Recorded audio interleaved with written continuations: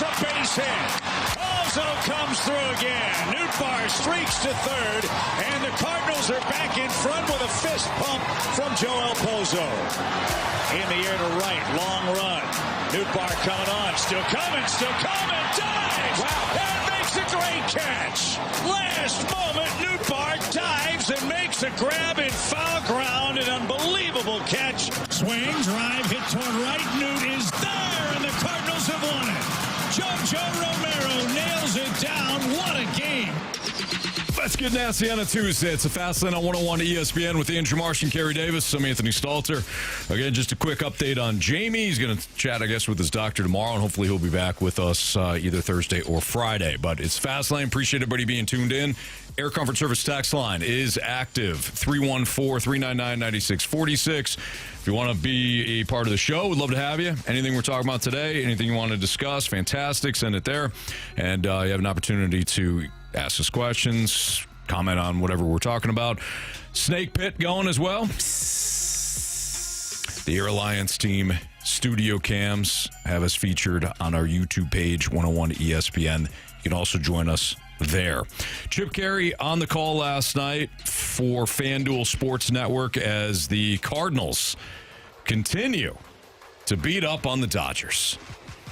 Dodgers can't figure the Cardinals out, boys. Cannot. Cardinals win 3-2 last night, 7-3. I was thinking about this after taking in Poso's big night again. So Joel Poso, a 27-year-old catcher from Venezuela, who is really emerging into and carving out a role for himself as a pinch hitter on this team. His stats this season as a pinch hitter: 6 for 12. 2 doubles, 1 home run, 7 ribbies, 4 go-ahead RBI. This is one of the more difficult things to do in Major League Baseball, is to pinch hit. John Mabry has had discussions about this before. Others that played the game at the highest level have talked about how difficult it is to sit there all game, keep yourself warm, locked into the game, knowing that at some point you may get called upon, but having no idea what the matchup's going to be and still come up and deliver. And Poso, with these numbers, again, 6 for 12, 2 doubles, 1 home run, 7 RBI, 4 go-ahead RBI. He's been impressive. I also think, guys, that because the season has been so frustrating, we tend to overlook how great of a story Poso's story is. From being homeless during the 2020 COVID pandemic shutdown and spent parts of 11 years in the minors to do what he's doing now. You hear what Ollie Marmol and his teammates talk about him, how positive and grateful he is. He'll go around to different stadiums, according to John Denton, and take photos so that he can send those back to his family in Venezuela. His story's been kind of buried underneath another frustrating season for the Cardinals, but I'd love to spend 2 seconds here just talking about what a great story Poso is, and I hope he continues his big league journey. Yeah, I think, you do get kind of the feel goods when you talk about what he's been through, what he's gone through, and having the opportunity to play in the big leagues. Like, this is a dream come true. For as much as people, fans, they're making this amount of money, these stories like this where a guy is sleeping in his car. He's been homeless. He is struggling to get to the majors. Had a sip of coffee, 2 or 3 years ago, 4 years ago, and now has an opportunity to be on the roster pretty much every single day. Whether he's playing every night or not, he's there. He's traveling with the team. He's an intricate part of, game planning and making sure that the other catchers that are playing are ready, whether he's playing or not. And so I think it's just a great thing. I mean, when he does get his opportunity, and you can see the joy when he's playing. I think that's the funnest part about all of it is, sometimes we forget in the business of sports and the frustration of a season not going the way you want. But these stories right here, that man is living his life. He's living his best life. Even though the team, and I'm sure he wants to win more games, he wants to play more, but just being able to put on that uniform every single day and say, man, I'm a St. Louis Cardinal, and I can send pictures back to my family back home that know the struggle that I've been through and see me at these different stadiums and watch me on TV, there's nothing better than that. We had the conversation the other day about what, up until this point, what has been your favorite moment of the season? I think there's a few different moments throughout the year that we can look back on once the season is over, and a majority of those involve Pozo. Mm-hmm. You know, we talked about the game at Wrigley when he hits the home run. I think last night was one of those moments as well. You take down the Dodgers. I mean, maybe it's different if you end up beating like the Marlins or somebody, but this is the Dodgers. This is the reigning World Series champions. And you go into LA, tie ball game, and you end up delivering a huge hit. I think he is a player that a lot of fans in St. Louis gravitate towards because of his story and just because of the amount of work that he puts in. I think he embodies what St. Louis fans want in a player. No doubt. And I think we'd be talking more about it, of course. The magnitude of his story would carry more weight, of course, if the Cardinals were winning. That's just the unfortunate reality. Like, if the Cardinals, if they won their game last night and they were firmly in the race in the NL Central or firmly in a spot where they can, be one of the top 3 wildcard teams, we'd be highlighting once again Poso's story, which is honestly like, what a powerful example of perseverance and resiliency and the human side of baseball that we often talk about baseball not highlighting its stars. I think the human interest stories in baseball too are lacking. I mean, this is a really powerful story of a young player that spent a long journey in the minors, and then again sleeping in his car to making an impact. I mean, he's carved out a nice role for himself as a pinch hitter. So I love it. I love the story. It's just highlighting his night last night. The other storylines, what an unbelievable catch by Lars Nootbaar last night down the line.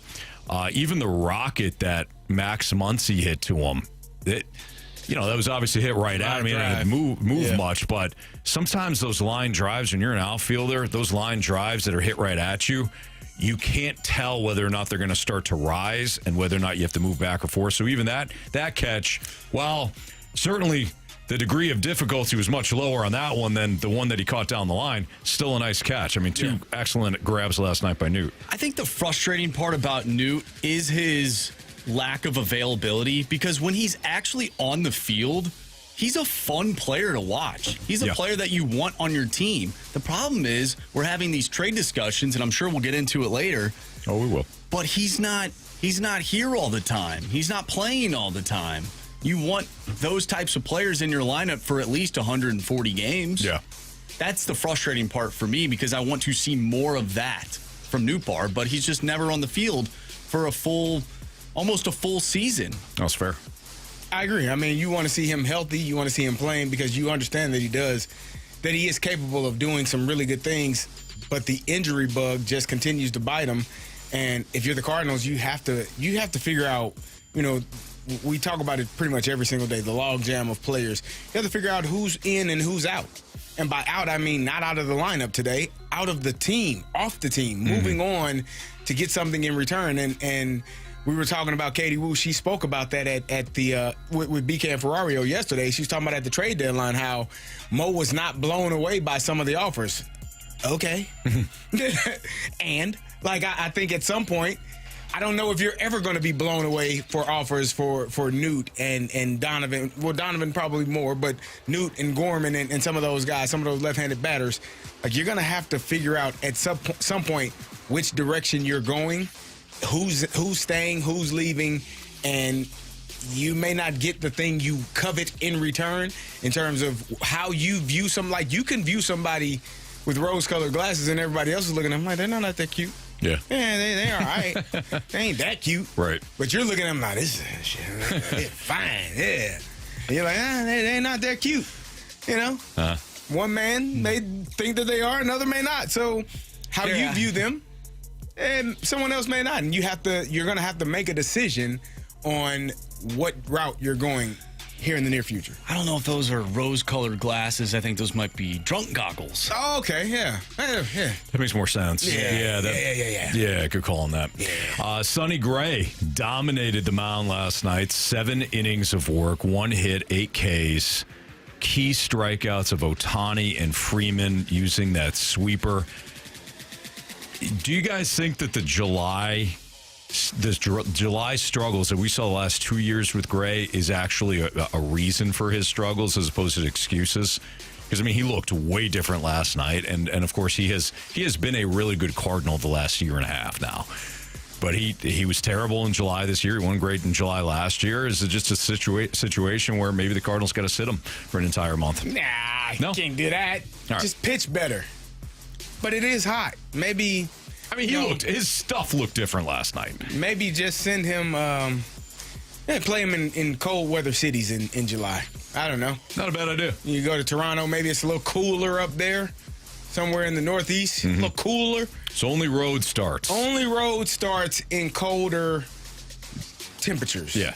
Like 95 and up. Yeah, sit your ass out, Sonny. We're not going to waste It's hot time. and you're sweaty and you're wet. You're wet. No. Jerseys soaked. You can change those jerseys, I think, in between innings. I don't know. Probably run through those things. Yeah. You know? Mm-hmm. I still think it's an excuse. You have a job that you have to do. I don't care what time of the year it is. You know, you can't come to work and say, well, it's October. Okay.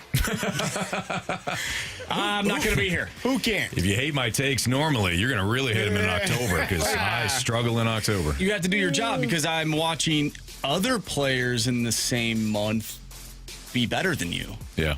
I don't think it's an excuse. Maybe it's like a It's mental hot thing. in St. Louis in July, though, Marshy. I understand It's that, but really you have hot. other players that are being also. facetious. No, I'm being serious. I'm just saying, July. I mean, his ERA in July the last it's 2 not years good. have been just either north of 7 or just south of 7. And then last night, Seven's a number. his first start in August against the World Series champions, who've got like 9 Hall of Famers in their lineup, and he dominates. I don't know. What I'm saying is Miles Michaelis has clearly figured out his issues. He was tipping pitches, and he's added that velo. We'll see it again. He'll be on display again tonight. Oh. And now that we're out of July, Sonny Gray's dominating faces. So Just saying. Maybe Cardinals have their starting rotation, and we've been fools this entire time. So they shouldn't play any games as a team, as a whole, In July. Jamie. and June. How was June? Was June great? I would say April sucked. May was fantastic. June they stagnated. July was terrible. So don't play half the games in June. Yeah. The rest will sit out. No July games. No, just Pick it road back games. Road games. Road okay. games. Okay. Pick it back up in August for home and away. Yeah. You think they'll think old MLB will? I'm sure they will. Agree to that. I'm going to throw it in the new CBA. We'll see if they agree to it. Yeah, it'll be good. One more thing here. Last night, we also saw Jojo Romero step into the closer role once again, and Jojo Romero battled through, him being the only lefty in the bullpen, navigated a brutal 9th inning that featured Ohtani, Betts, and Freeman, earned himself a rare save. And I wouldn't be shocked, guys, if whether it's Jojo Romero or somebody else within this organization that reminds us that while Ryan Helsley was an outstanding Cardinal and it sucked to see him go, closers can be made again within your organization fairly quick. Anthony, it's I'm one just saying. game out of 162. I know. So I had the caveat there. I had the warning I'll look right into that. right on the label. 'Cause I was told that when you have a closer, you don't move them. You keep them forever for eternity until his damn arm falls off. You never let that Which guy rarely leave. happens for relievers. Yep. Keep him forever. The most important player on the team. Cool. I think JoJo doing what he's doing just reinforces the idea that I think you should have traded him. Oh, Marsh. And then you have no lefties. Well, I mean, I picked up that Italian yesterday. Would Anthony you rather have Miliano? What's his name? Venezuela.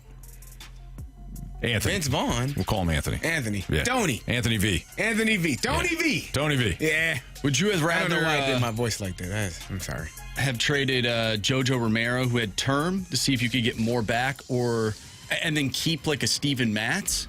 Or are you happy with what they did? No, I mean, if Romero winds up being your starter, being your closer moving forward, are you cool with that? As opposed to keeping Matz, who you know you're going to lose in the offseason? Are you going to sign Gonna JoJo? resign. Yeah, I think they'll Matz. resign. Okay. Well, JoJo's still got one more year, correct? Yeah. Yeah. How old is he? 28. Are you going to keep him for more Yep, than 28.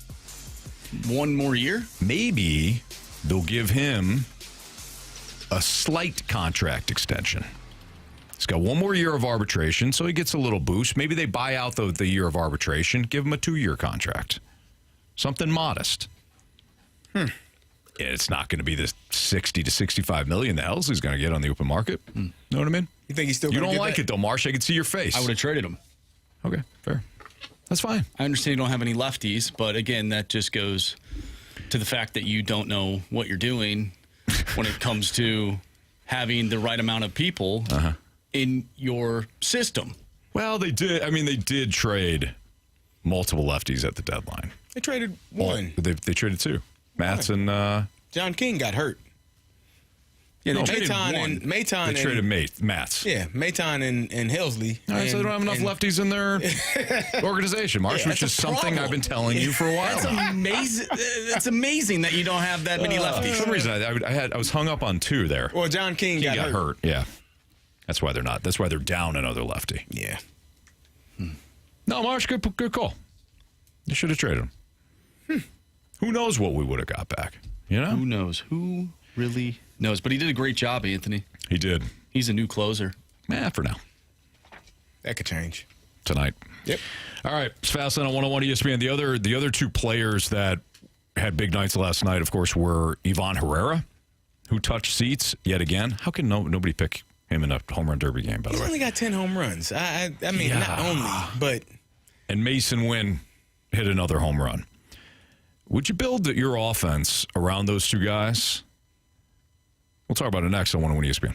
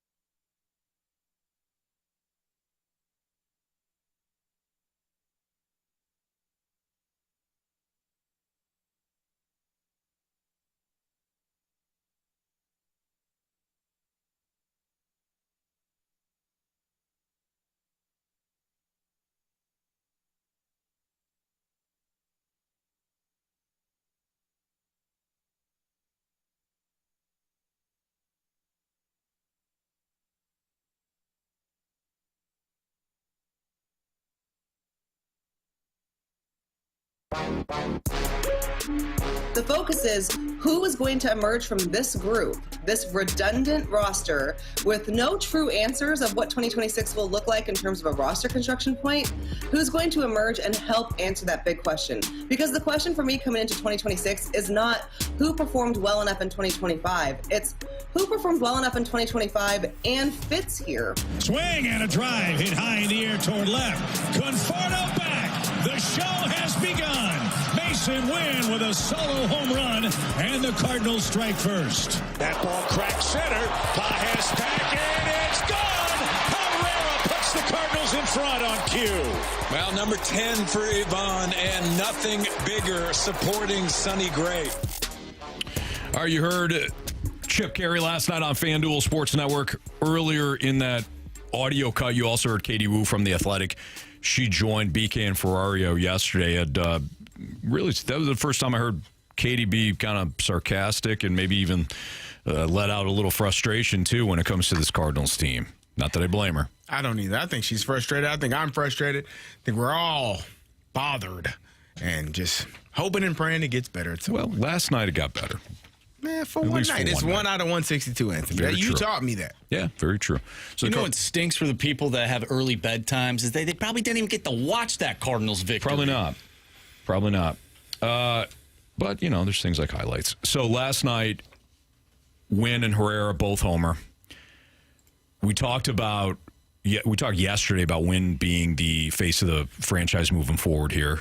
And Herrera has been an outstanding hitter when healthy this season. I think those are two solid building blocks for your offense. My question to you guys, though, and one of the themes I think that we'll have throughout today, tomorrow, the offseason, how do the Cardinals alleviate the logjam that they have at certain positions? So my question to you guys is, how would you build the offense if you're Bloom? I would go and look at the two. When I think it's two players. I would look at and say, who on this team do I consider untouchable? Who has an everyday spot, not in the lineup, but in the field? Like, what spot am I playing? Can I say every single day this player is playing this position? And I think when you look at the current roster, and I'm going to exclude Wilson Contreras because if you are the Cardinals, it seems like they want to get that money off of the books. Mm-hmm. I think there are two players right now that have played every single game at one position. That's Victor Scott and Mason Wynn. So I would say, okay, let's start there. I would add Yvonne Herrera to that as well, probably as a DH. Yeah. So I got three players in my mind that I know every single day. And again, I'm taking Wilson off because not that he doesn't play well, not that he's not great, but if the Cardinals could, I think they would move that contract to open up some spots. But we know they can't. So Yeah. You got four guys. Alec Burleson has played multiple positions, right field, left field, DH, first base. Lars has played left field, right field. Jordan Walker has played right field, but he's been injured and been down, sent up and down to the minors. Nolan Arenado, you want to move his contract regardless. Brendan Donovan has played second base, left field.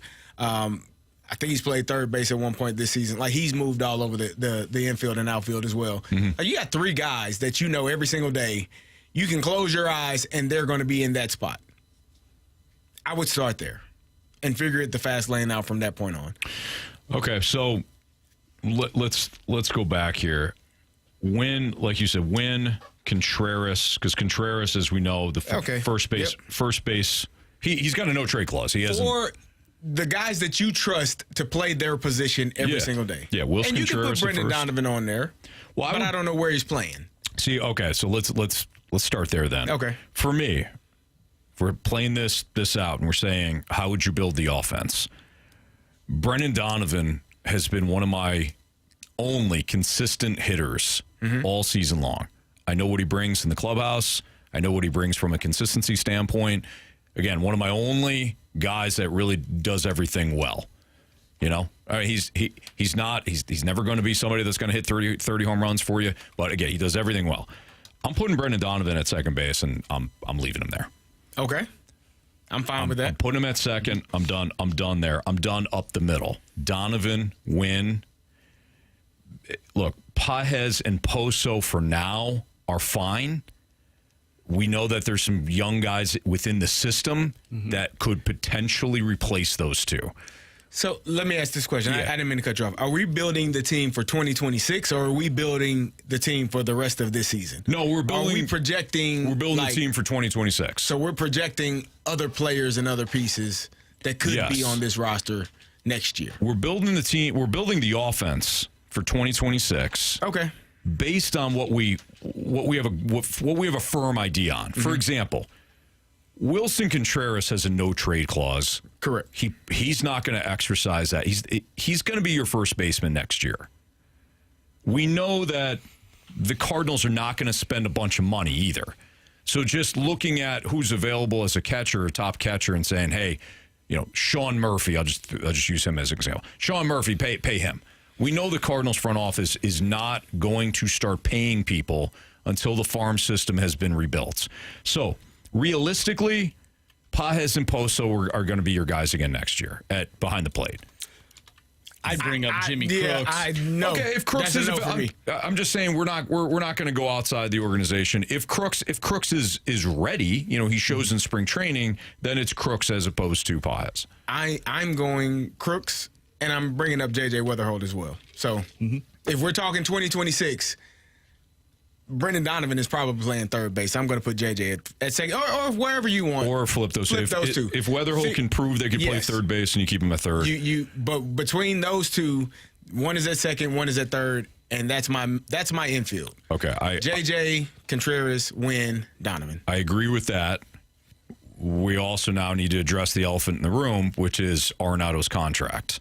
You got to get rid of him. I think they need to move on. Don't worry about it. Now, it's not our money. We don't have to continue to pay him to not wear a Cardinals uniform the next 2 years. But it makes too much sense to just simply move on, especially if you're trying to create a new core. So there's your infield. This is what I'm doing in the outfield. Burleson is playing left. I'm keeping Victor Scott in center field. I realize his offense has not been great. I understand that. Defensively, though, if I'm going to have Burleson and Walker as my corner outfielders, I want Victor Scott in center. And I'm trading Newt. Yes. Newt still has some value, I have to imagine, on the open market, and he would be the one that I would trade to alleviate the log jam. And then, therefore, it also allows me to keep Donovan at second base, his best position, and I keep Gorman as a bench bat. Because Gorman I don't think Gorman has much value. Now, if I'm wrong and he fetches me pitching in return, now it's a different story. But I can't imagine that other teams are going to be calling Bloom this offseason saying, hey, let me get Gorman. I'm going to give you something significant. Well, you never know. They got hit pretty hard at the deadline for their lefty bats. If the whole conversation shifts, if you're getting something decent in return for Nolan Gorman. But I'm viewing him as a bench bat for next season. And I think it helps that Herrera is playing in the outfield now, and he's getting those reps, because if you do want to give time to guys, get them off their feet, Burleson could go to right field if Walker needed a day off. Burleson could go play first base. You can make Contreras the DH, and then Herrera can slip in at left field. So I think you have a little bit of wiggle room right there with your DH, because Herrera is now getting reps in the outfield. Yeah, but I would use my DH. I think this is what you're saying too. I would use my DH if, like Burleson, when he fouled the pitch off his foot and he got hit the next night. He'd be better off. I want the bat in the lineup. Yep, he's the DH because he's a little banged up. Under those circumstances, I'm fine. Otherwise, Herrera's my DH the majority of the time. Yeah. Now, is this the best offense that you could possibly build in Major League Baseball? No, the one that we'll see tonight again with the Dodgers, even though they've struggled, that is. But given the circumstances and given the issues that you have with this roster construction, I think that could be the best available and most realistic lineup for 2026. I like that provides lineup. A little hope for you too. I like that lineup. The catcher spot I need to circle because I don't know what we're getting out of that. Yes. But I would rather see Jimmy Crooks than Pedro Pages. I agree. Just because I've seen Pedro Pages, I don't really care to see it that much longer. The only thing I'll say is, can Crooks call a game? Because Pages has been praised for his ability to handle the pitching staff, call a good game, all that. That factors in here. It has to. Well, yeah, in their eyes it does. Well, I think But it has what to. other intangibles does he have? I don't put that much into it. Like I understand the importance of it, In I also calling a game. Yeah, I also understand that I watched Wilson Contreras call a game. He was on his damn butt waiting for a pitch to bounce up there, and it was left middle, and it was sitting in the outfield. Well, that's execution from the pitchers. I'm talking about helping build the game plan the pitchers for that night. Can call their own pitches. Like, if you don't like something, it's never, for me, you can complain about catchers calling a game and all of these things. The pitchers are the ones that are throwing the pitches. They can also shake you off when you tell them, hey, throw this. I don't want to throw that. I'm going to throw this. Or you can hit your what is it? The comm and say, hey, I want to throw this pitch. Like, it's always, in my opinion, on the pitchers. Now, we can come to an agreement pregame and say, hey, this is how we're going to attack this batter. This is how we're going to attack this guy. But the person throwing the ball is the one that has the final say. Absolutely. So yeah, that's why you said I get that, but I think we're minimizing what the catcher does in efforts to help with that game plan. Understand, like, you need two brains there. Agreed. Unless you have Greg Maddux. If you have Greg Maddux, then to hell with the catcher. I think we put too much on, the catcher is calling a great game plan. Well, yes and no. The pitcher is executing the pitch, but it's if the pitcher doesn't feel conviction in throwing that specific pitch, it doesn't matter what the catcher calls. Mm-hmm. I'm sure there have been great games called by catchers, and the pitcher shook them off 4 or 5 times, and 4 or 5 of those balls were sitting in the bleachers. We don't say, the catcher called a terrible game. No, the pitcher threw terrible pitches. Mm-hmm. So the notion that Pages calls a great game, who the hell cares? I see think the pitchers do. Hey. If they feel comfortable, I'm not blaming. I'm not defending. I'm not defending. Like, I'm not dying on the Pages hill. I'm just saying I think we do have to factor in whether or not Crooks knows what he's doing behind the plate. Well, at least he has, and one of the texters brought this up. At least he has a rapport with a lot of the guys that you're bringing into your rotation, or at least your bullpen. Yeah, that's a good game. So that's a good call. And maybe I'm just maybe I'm overvaluing it, but I'm just saying this is what your Cardinals pitching staff and the coaches are saying about Pages. There is a lot of value to calling a good game. I'm just, I want to see other things from Pages. Yeah, catch the ball. Throw the ball. Maybe control some of these runners. Yeah. That's a huge element of the game as well. Which, of course, also is on the pitcher. We did get one question. It's a partnership, Carey. I agree. Yeah. Partnership. We got a question from Who's On First. Who plays center field if Victor Scott gets hurt in this scenario? Yeah, that's what I think that's a great question. You're going to have to find a fourth outfielder that can play center field. Michael Ciani? Question mark. Or another version of Michael Ciani. Like, to me, if you're filling out your bench, we had this discussion last year.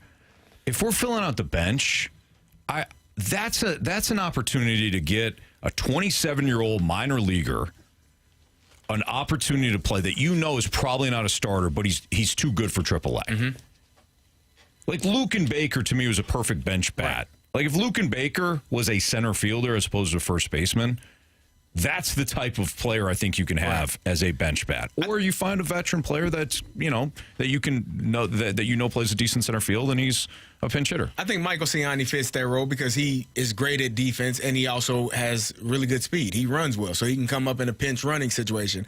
I think Pozo is another one that could be a bat off of the bench because we've seen what he's capable of doing, and he can also catch when your catcher needs a night off. Like, you have to build a roster.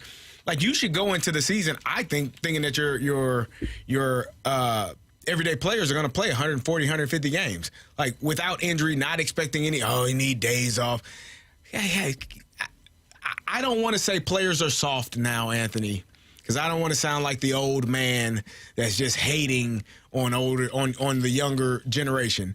But the good teams, their players play 140, 150 games. Yeah. Like, they don't have a night off. They don't have a scheduled night off every week. Right. Like, they play the majority of the games, and then guys come in when they do need a night off, when they've played 14 games in a row, okay, you can get a day off.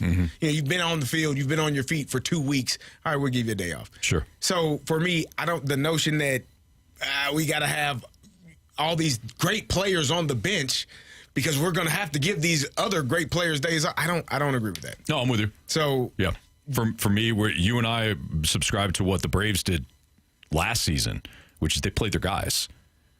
Play your guys. This is the problem. They got so many log jams because you're trying to get so much development time for everybody that nobody's developing. All right, it's Fast Lane on 101 ESPN. We'll have a very quick What's Trending next on 101 ESPN.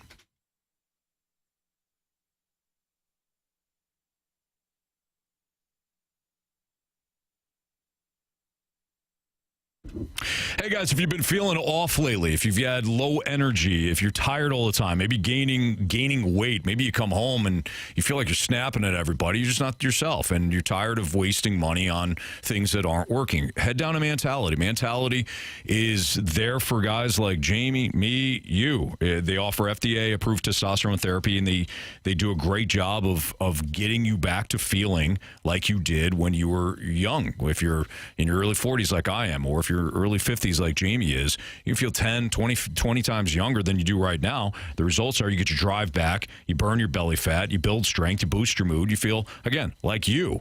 So stop wasting your money on different supplements that might not work. They do a great job, too, of telling you if you're deficient in certain vitamins, so you can get your vitamin levels back up to where they need to be to improve your mood or to improve certain areas of your life that you want to. Mentality makes it simple. The treatments that fit your schedule. Most insurance accept Mentality as well. It's fast, it's easy, it's safe. So this year, stop settling. Be the dad who keeps up. Be the partner who's present. The man you know that you want to be and you can be. MentalityHealth.com/radio. Check them out right now. Book your appointment and find a limited time offer there as well. Tell them Jamie and Anthony sent you in. Don't wait. Get back to being you with Mentality.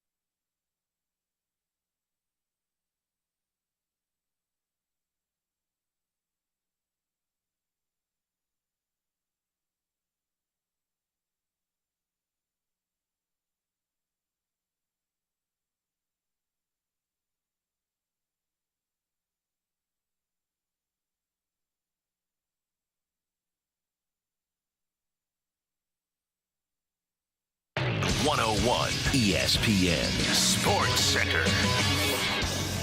I'm Andrew Marsh. It's time for a Sports Center update driven by Johnny Londoff Chevrolet and Johnny Londoff Autoplex. The Cardinals pick up a victory in Los Angeles last night, 3-2 over the Dodgers. They'll be back in action tonight with Miles Mikolas on the mound for the Cardinals. First pitch is at 9:10. We have What's Trending coming up next right here in the Fast Lane. I'm Andrew Marsh, and the Sports Center update is driven by Johnny Londoff Chevrolet and Johnny Londoff Autoplex. See them at londoff.com. Chevy, together we drive. Are you kidding me?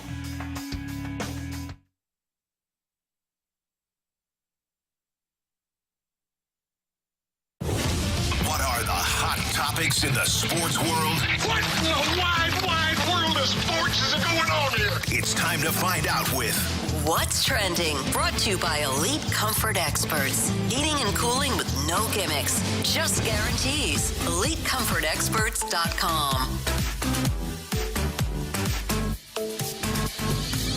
Welcome back to the Fast Lane here on 101 ESPN with Anthony Stalter and Carey Davis. I'm Andrew Marsh, and it's time for What's Trending. Gentlemen, there is an article on ESPN.com, and it is done by Bill Connolly, the 40 most important players in college football in 2025. I'll give you the top 5. You have Dante Moore from Oregon, C.J. Carr from Notre Dame, Ty Simpson at number 3 from Alabama, Gunnar Stockton, Georgia, and number 1 is Arch Manning from Texas. Who would you guys say is the most important player in this upcoming season for college football? And does that player have enough aura to really get you fired up for the season? Luke Altmaier, ILL. Oh, boy. Yep. That's where I'm going. He make the top 40, Marshy? Let me take a look-see. Did Luke Altmaier make the top 40? Why don't we take a scroll here, Carey? I'm looking. I would have to assume that he did, right? Come on. What are we doing here? Man, I'm not seeing him yet, Carey. What the hell? This list is a waste of time. Yeah, I don't think he made it. No, he didn't. This is a dumbass list then. Huh? Yeah, number 12 team in the country. Come on. I think they got it right with Arch Manning just because of the name, the ability, the potential, which I know is a dangerous word, but all eyes are going to be on Arch Manning. What I will say, though, is if you're looking for like the ultimate playmaking wild card, could upset the apple cart every Saturday in big matchups, Lenore Sellers from South Carolina. That is my pick right now to win the Heisman. Like that kid was spectacular last year. He is. Like McKernan was saying when we did the spread zone last week, he said, maybe the comparable's Vic. He's bigger than Vic. He's not as fast as Vic. And he's not as fast electric as Vic. He's more he's the same size as Donovan McNabb, but he's way more athletic. He's more, to me, and this is going to sound maybe more like Vince Young. Like, has a little bit of that in his game. Vince was... I think Lenore's may be a little bit more of a better runner than Vince, and Vince could sling it. I think Lenore Sellers has an immense amount of talent and is going to that South Carolina team is a really good team. So I wouldn't be surprised if they are in the college football playoff, and he's sitting up there for the Heisman as a finalist when they get to New York. Yeah, at the end wouldn't of the be surprised. So out of the quarterbacks this upcoming season, who do you believe has the most potential to be one of the next great quarterbacks in the NFL? Is it Arch Manning? Is it Lawrence Sellers, like you just mentioned, or is there somebody else that comes to mind? Well, Arch Manning's is a layup, right? But I think the other one that's got NFL potential is Garrett Nussmeier from LSU. I think he's got the size. I think he's got the arm strength. He's going to put up some big-time numbers. The other NFL quarterback, I'm not a big fan, but I wouldn't be surprised if he's a mid-round pick as Drew Aller. Say Drew out. I don't think he is. No. Fourth, fifth. Okay. Third, fourth, fifth. Yeah, Drew Aller. I'm intrigued to see how he bounces back this year as well. I thought one play does not make or break you. That was a terrible interception to end that game in the college football playoffs for them last year. But I think he does have some talent. I think I think they're going to run the ball, though. They got two running backs. I was listening to James Franklin talk. Their two running backs both have an opportunity to be the top two running backs in yardage, in career yardage in Penn State history. Mm-hmm. And they've been splitting time over the last couple of years. So they can be 1 and 2 by the end of the end of this season. You're right. So they're going to run the ball. They lost the tight end Warren, TJ Warren, who went to, not the Bears. Where did he go? Where did Warren go? I don't remember. But he got drafted first round. He went to... Because he should have went to the Bears. This is going to bother me. Colts. Thank you. Because he reminds me of Dallas Clark. There you go. Yeah. So he's gone, but I think they're going to run the ball. No, you're right. Yeah. You're right. That's going to take... It's the opposite of LSU. Like, Garrett Nussmeier is going to put the ball in the air a ton. DJ Lagway is... Lagway, excuse me. I keep saying Lang, keeping Ed and N there. DJ Lagway, Gator, reminds us, he had an excellent second half last year. He could be another guy that upsets things. Do you think it's best that some of these quarterbacks don't have that same type of hype that Caleb Williams had coming out of college? Do you think it's better to sort of not be under the radar, but just be a real solid quarterback? Or do you think Arch Manning is in that same breath as what Caleb Williams was? I mean, sometimes the hype is real. Mm-hmm. But we also, I think it's fair that we got to see it. I mean, Arch Manning struggled when he did have some opportunities. He did struggle against some of the top defenses in the nation last year. So I think it's fair to say, hey, this kid, there's a lot of hype around him. Also, ... There's still a huge question mark there because he's been stuck behind Quinn Ewers. Yeah. By the way, NY in the Snake Pit said, how can Lagway surprise people when he's already considered a top QB in the SEC? Same with Sellers. We weren't talking about surprises. We were talking about the 40 most important players in college football, so not a surprise thing. All right, that was What's Trending. It's Fastlane on 101 ESPN. Marsh just mentioned him, Caleb Williams. His issues this offseason. Is this just part of the developmental process for a young QB? Do we basically just expect, hey, if you're the number one quarterback, you have to hit right away? Or is this a precursor to bigger problems with the former number one overall pick? We'll talk about it next on 101 ESPN.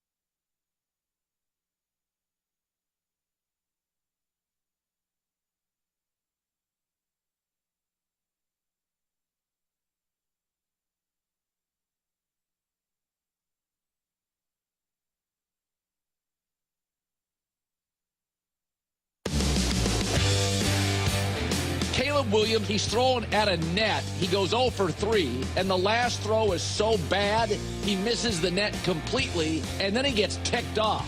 How do I know this matters? Because they deleted it after a while because it was getting so much play. So when a quarterback is unproven, like Caleb Williams, camp matters more, not just for the player, for the staff. Last year in camp, the effusive praise for Jaden Daniels, we said on the air, we're like, I've never heard anything like this. It mattered. What Dan Quinn was seeing last year in camp, he couldn't get his eyes off it. They couldn't believe it. So all of this stuff matters, and it matters more for young, unproven quarterbacks. It's not just your confidence, it's your staff's confidence with you.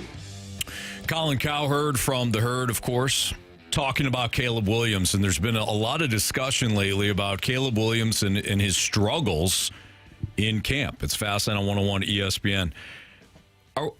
Do you guys think that this is his struggles? And look, Ben Johnson has even said, too, like, it's been sloppy. They had 23,000+ fans at Soldier Field the other day for a Sunday practice, and he said it was sloppy. Mm-hmm. But Caleb Williams is learning a new offense. An offense under Ben Johnson that will have a lot more pre-snap movement, a lot more motion and shifts. We talked about Kirk Cousins struggling with that. This is a veteran quarterback. Yeah. As cerebral as Kirk Cousins is, he struggled with some of the aspects of Zach Robinson's offense a year ago. Are we asking too much of Caleb Williams to just be perfect right away? I thought this is what training camp was supposed to be about, to transition. Or is it fair to say these are the issues he's having now as a precursor for the season? Well, I think it's fair to expect Caleb Williams to be further along than he is. I think the frustration that Ben Johnson is having, I don't remember when Ben Johnson was hired, right? It had to be right after the season.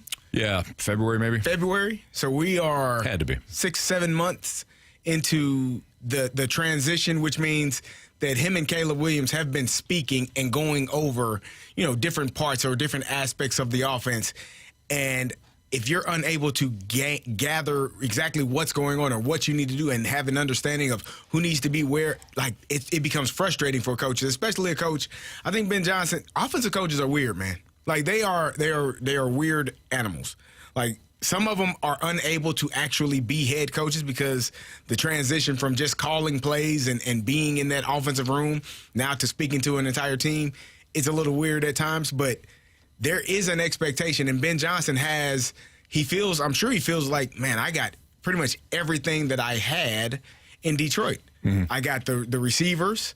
I got guys that can go. I got tight ends that can make big plays. I got a running back that I feel like can do some things, and they drafted another one out of Rutgers. I got to have my quarterback, the most important position. I went out and we got the offensive line corrected so this man isn't laying on his back and looking up at the stars and at the sky 4 or 5 times a game. I need this dude to come on. And so there does become a level of frustration. Yeah, Caleb Williams has this is his second offense that he's learning, but the expectation is you have to understand what's going on. You have to put in the time and put in the work and then know exactly what is what and where it's going to be and how to make that team better. And I'm sure there's a level of frustration because it's not taking place just yet. Is it possible that Caleb Williams just isn't a good NFL quarterback? Yes. Yeah. I also think it's way too early to determine that. But yeah, I think it's a realistic question. I also wonder too, is Caleb Williams, maybe this isn't the right fit for him, just because Jared Goff, put up big time numbers in Ben Johnson's offense. That might have been a perfect system for Jared Goff. Who's to say that if Caleb Williams wasn't in Washington last year with Cliff Kingsbury, who does run more of a quarterback-friendly system, that Caleb Williams wouldn't be the one we're talking about, and Jaden Daniels would be the one struggling right now. I don't know. I'm just saying, I know the fit matters. Yeah. Baker Mayfield was almost run out of the league until he got to L.A. and understood Sean McVay's offense, and then Liam Cohen took over in Tampa. Yeah. And it was basically the same offense, and Baker Mayfield turned into a guy's like franchise QB, top 12 now. I think the fit matters. It does. Caleb Williams may just be a bust. I don't know when it's all said and done, but I do wonder if the offense is not a fit for him either. Well, I think sometimes, especially with college, the college offenses are tailored for college quarterbacks. Like it becomes much easier. They're not under center. They're in shotgun. There's one read. They're looking at one side of the field. There's one throw more times than not where if this player blitzes, you know where the ball is going. Like it becomes extremely easy for college quarterbacks to have success. Whereas once you get to the next level, to the NFL, it's not just one read, we're throwing the ball off of this guy. It is, you have to actually read the defense. You have to know who is blitzing, what coverage they're in, what guys, how your protection is set up, who's hot, when to get the ball out. Like you think the playbook is hard. The playbook is hard enough, regurgitating all of those words. Now, get your butt up to the line. You got a play clock running down. You got a defensive lineman with snot coming out his nose because he's trying to knock your head off your shoulders. And you got to figure out who the ball is going to while you got all pro defensive backs disguising coverage. They're going to jump a route that you think is one coverage and now it's something different. Sure. Like it is a lot for a young quarterback to process and understand, but it is also your job. And if you're unable to do it, they'll find someone who can. So Caleb Williams, we can feel bad for him. He may not be able to. Okay, so yeah, no, nobody's feeling bad for him. I don't feel bad for him. So what? You better figure it out sooner rather than later, because if you stink again, they're going to be looking to replace you in a year or two. Well, to your point, the thing that I have noticed is the way that he processes. He goes through his progressions. You see him scrambling all the time, probably in situations where he doesn't need to.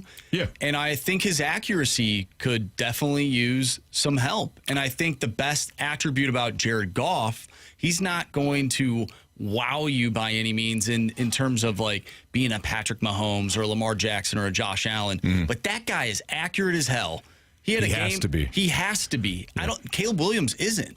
No, he's not. Chris from the Snake Pit says, Anthony, sure, he's learning a new offense, but it doesn't matter what offense it is if he can't accurately throw the ball. That video was atrocious, and I think that's what you're saying, Marsh. Yeah. All I'm saying is, at one point, we all laughed because Sam Darnold saw a ghost. He gets to Minnesota last year. He threw 35 touchdown passes. Here's my main point. We can't possibly know what Caleb Williams is in 2 months in this offense. That's all I'm saying.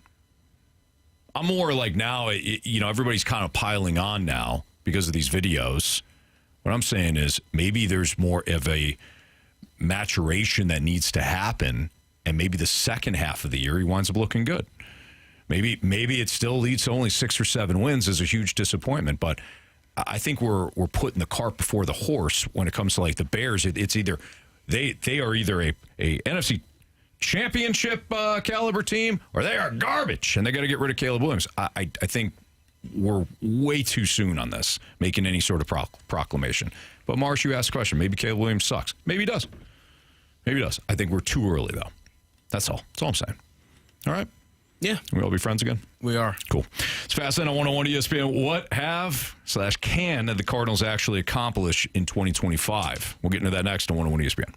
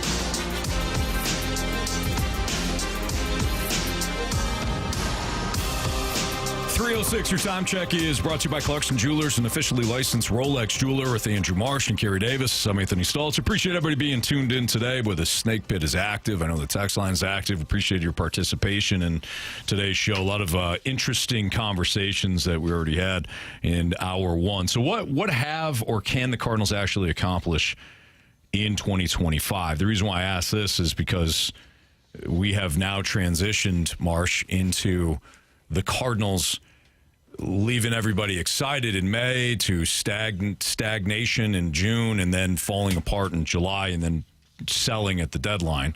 And now it seems like the Cardinals are back to, well, player development. And that's what they were coming into the year. But those expectations and things changed a little bit in May. And now, again, we're back to player development being the priority. So what have or can they accomplish in 2025? I think there's certain things that we already know that they've accomplished. For example, Alec Burleson is a everyday player. Yeah. Alec Burleson's everyday player. Oh, that's Marsh's guy. Marshy is excited. I said it last summer. Everybody laughed me out of the building. They laughed me out of the Centene Community Ice Center. I still don't think he's a St. Louis Star yet. What do you think? Do you think he's a St. Louis Star? No, he's not a St. Louis Star. I think he's an everyday player. I think he's an everyday player for sure. But I don't think he's reached the St. Louis Star level yet. You got to start somewhere. You're not wrong. He's on rung one. How many do you have? How many 7. are there? 7. I don't know. 7's a number. 7's a number. It's interesting with Alec Burleson, too, because last season he was one of your most consistent hitters. But coming into this year, as we know, he was almost kind of in a platoon. And then when Jordan Walker had his struggles and subsequent injuries, Burleson took off, and he hasn't looked back. So let's just say one thing they accomplished, we know for sure Alec Burleson is an everyday player. The other thing I think they accomplished is Wilson Contreras, and I was completely wrong about this because I questioned it in the offseason. Others, a lot of people told me, hey, he's going to be fine. Wilson Contreras is just fine at first base. Yeah. Solid at first base. He can play there. So you accomplished that. Check. What else do you think, beyond maybe Matthew Liberatore being a starting pitcher, what else do you think they have accomplished? That's a good question. We already knew about Mason Wynn. I think we had a good idea that Donovan was a good player. Do you feel confident that Victor Scott is your everyday center fielder? I think he should be. I think he's. I have accepted the fact that. I mean, he has been. So he's going to be your everyday center fielder. Whether or not people agree, well, he doesn't hit well. Well, everybody on the team ain't, but he does deliver A-plus defense. And if you're going to have guys in the corner outfield spots that are not A-plus defenders or even B-plus defenders, maybe they're solid B-minus C, you got to have a guy that can cover a lot of ground and make up for some of the areas that they aren't able to get to. So I'm okay with that. I think you still got some of the same questions you had at the start of 2025. Well, therefore there's the question. What do you think they can accomplish between now and the end of the season that's even realistic? I think the job for 2025 through the rest of the season is to figure out who's in and who's out. We talked about it in the office. You came into this season needing to find out who's in and who's out. And by in, I mean who's on the team. And by out, I mean who's not on the team. Like, you have to figure out, because if you're going to have a log jam and your goal is to develop players, well, then you don't want those guys to be, without a spot when they are ready to come up and play. You got to figure out who's on this team for 2026 and who's not. And I don't know if, we got 40, 50 games left. I don't know if that's enough time, because 100-plus games ain't been enough time to figure it out. You've dealt with injuries. You've had guys that haven't played well enough. Like, you have to figure out, you have to use this last month and a half, 2 months to figure out who's on your team for 26 and who's not on your team. See, I think I fell into that camp maybe a month ago, but I think now it's pretty, at least for me, it seems pretty cut and dry who will be on the team next year. I think it's not a foregone conclusion, but Lars Nootbaar will probably be traded in the offseason. So there's one outfielder gone. I can't say that for sure, because if that was the case, then why is he playing and Jordan Walker isn't? Well, we talked about it the other day. They're rotating, like Jordan Walker, since Lars has come back, he's played 2 games. I think Jordan played 1. So how can we say for sure that they are completely out on Lars? Maybe they're out on Jordan. Like, I don't know. I honestly don't know who's in and who's out for 2026. And I honestly don't think they know. Well, because I'm just taking context clues. The Cardinals get hit hard on their left-handed hitters, right? There's obviously some interest in their left-handed hitters. Jordan Walker's not one of them. He's a right-handed hitter. I would have to assume Lars Nootbaar is one of those players. One of the things that Mo brought up was that he has been injured. Well, now he's not injured, and so you can showcase Lars Nootbaar for the remainder of the season to a degree because you already feel comfortable that Jordan Walker will be your right fielder next year.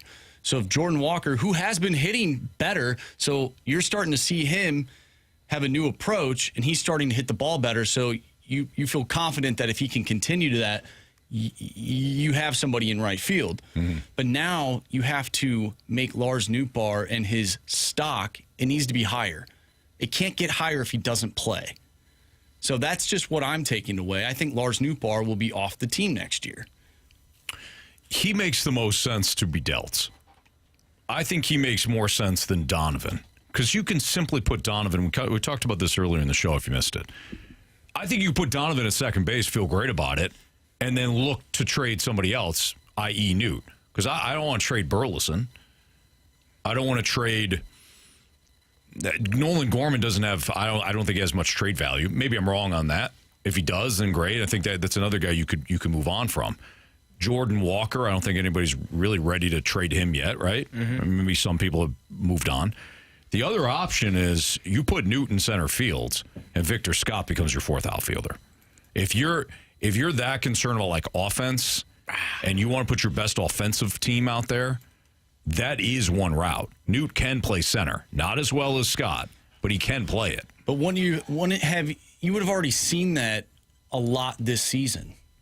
It's not like Victor Scott was hitting the ball, but I think Jordan for the majority of the year really well, and now he's just struggling. No, I agree, but let's remember coming into the season, Burleson and Walker were kind of in a timeshare / goofy platoon, and that really carried into the first couple of months of the season. So now we're like, hey, Victor Scott, it's not like you could have done this with Newt. Newt's been on and off the IL. You've had open spots because of injuries, either to Walker or poor performance like Walker. Yeah, so I'm just saying, if you're looking at 2026, we all think here in the fast lane that trading Newt makes the most sense. He still has some. I would imagine he still has some trade value. You can address some of your pitching woes, trade him, free up a spot. It makes a lot of sense. For some people, they might rather see Newt play center, sacrifice some of the defense, but also get a better offensive player in there. For what, 110 games? That's correct. And Scott winds up being your 4th outfielder. Not my choice. It's an option though. I'm okay on that. I just want to see. It depends on what you like, right? If you value offense and want a guy that's going to hit for average, Victor Scott is batting 9th. Like, right. I'm with you. Like, what more do you want from him in terms of a 9th hole hitter? That's probably what you're going to get from anybody that is batting 9th. But are you going to get that level of defense? He's got 29 stolen bases, so when he does get on, he is a threat to steal every single time. Only been caught twice. Like, is he a perfect ball player? No. I don't think this team has a perfect ball player. I don't even think they're close to having one of those guys that you would consider, perfect or Hall of Famer, other than Nolan Arenado, who is basically a Hall of Famer based off of what he's done previously to this year, not because of what he's done this year. So you got a 9-hole hitter that is batting .225, 29 stolen bases, and plays A+ defense in center field. I don't know where the problem is with that. Yeah. What more do you want? Because, as you said, you can put Lars Nootbaar there. He's probably going to play 110 games. Victor Scott has already played 107 this year, which is he's closing in on the max number of games that Lars has played his entire career. Damn. In a single season. So, for me, if I got a 9-hole hitter doing what Victor Scott does defensively, I'm okay with it. I'll live with it, and we'll get him on base when we can, and I know he's going to be a threat to steal. I think the players themselves have answered the questions whether they have been terrible or they've been good. Mm-hmm. I think they have answered the questions for us, or if they've been healthy or not healthy. Sure. There's a pattern for some of these players. Pattern of disrespect. What? No, I don't know about that. All right, Sports Six Pack is next. 314-399-9646 is the Air Comfort Service text line. So if you have a question for us, send it into the Air Comfort Service text line, and we'll answer it next in part 1 of our Sixer Next.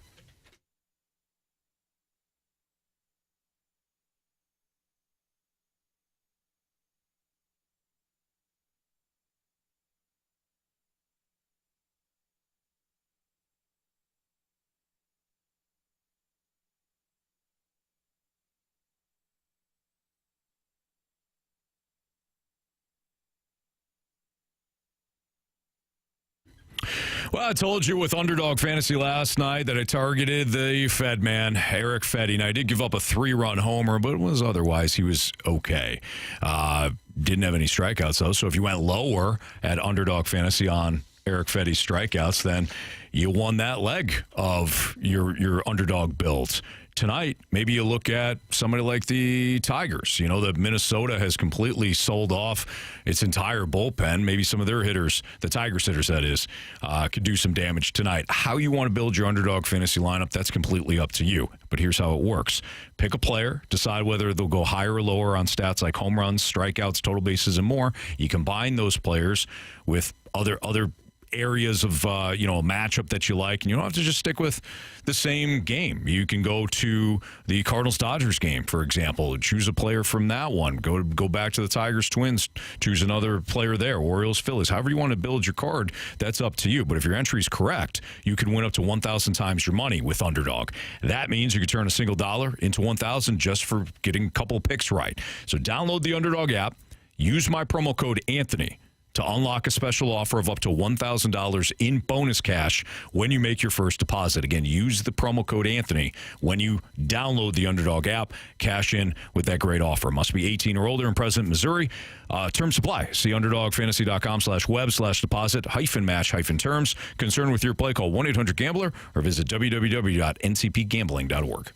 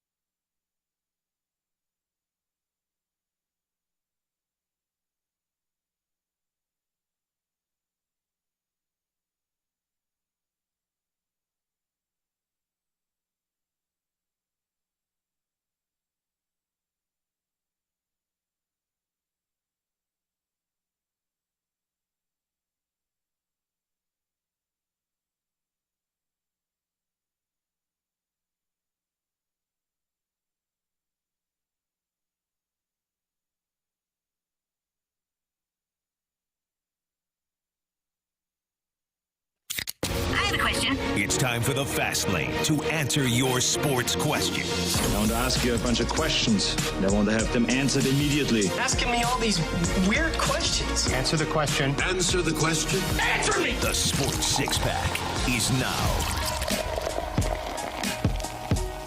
All right, time for our Sports Six-Pack here in the Fast Lane on 101 ESPN with Carey Davis. I'm Anthony Stalter, and here's Andrew Marsh with question number 1. Question number 1. All right, this first question comes from the 314. We know that Jamie Rivers has played multiple positions while playing hockey. This question is for you, Carey. During your football playing days, did you ever play defense? If so, what position? Oh, in high school, yeah, I played linebacker. That was Dick Butkus-esque. Mike Singletary. Nice. Yeah, I played linebacker. I actually asked Coach LeBeau at one point when I was in Pittsburgh if I can go play safety because we weren't playing fullbacks that much. Didn't have much 21 personnel, and going a lot of 11, 12. Old 21 was 2 running backs. Non-existent. So you don't like the numbers 11 or 12? Well, not really. Not unless I'm the one in the 11 or the 12, Sure. So in those, the running backs are always first. Running backs, that's how many guys you got in there. Then it's tight ends. You never count the receivers. So if it's 13, it's 1 running back, 3 tight ends.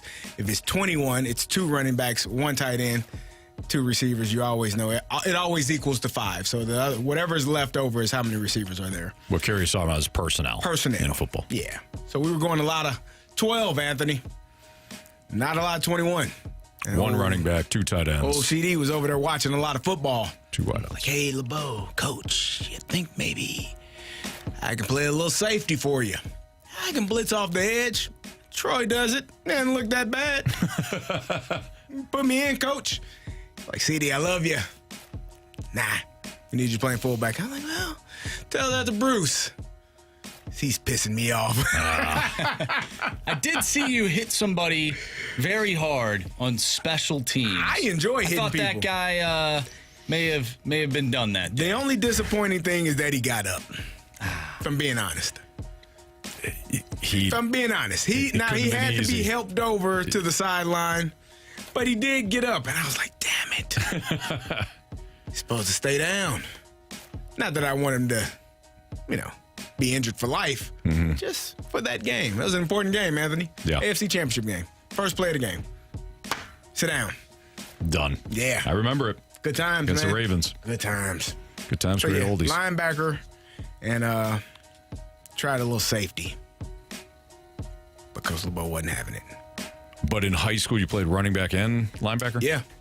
Played both ways. And I was mad. So we did our all-conference and all-state and all, metro and all that. And I remember, I know my Coach P is listening. He usually listens, Coach McCullough. I was like, hey, man, why didn't I get on? We had some really good running back. Like, we had some guys. Damian Nash ended up playing in the NFL. He was drafted to the Broncos, went to Mizzou. Brian Lewis was another one. Great running back. Had like 40 or 50 offers to play running back. Ended up going to Indiana. Those guys were in front of him. Man, what the hell are we doing? I'm just as good as those guys. Carey. So when neither one of those guys played damn defense, if you'd have took me off the defense, I'd have had more yards. Carey, we needed you to play defense. The hell are you talking about? I'm like, oh. It's a compliment. I didn't like it.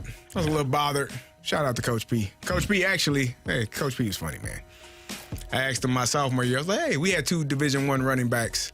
One went to Colorado, one went to Middle Tennessee.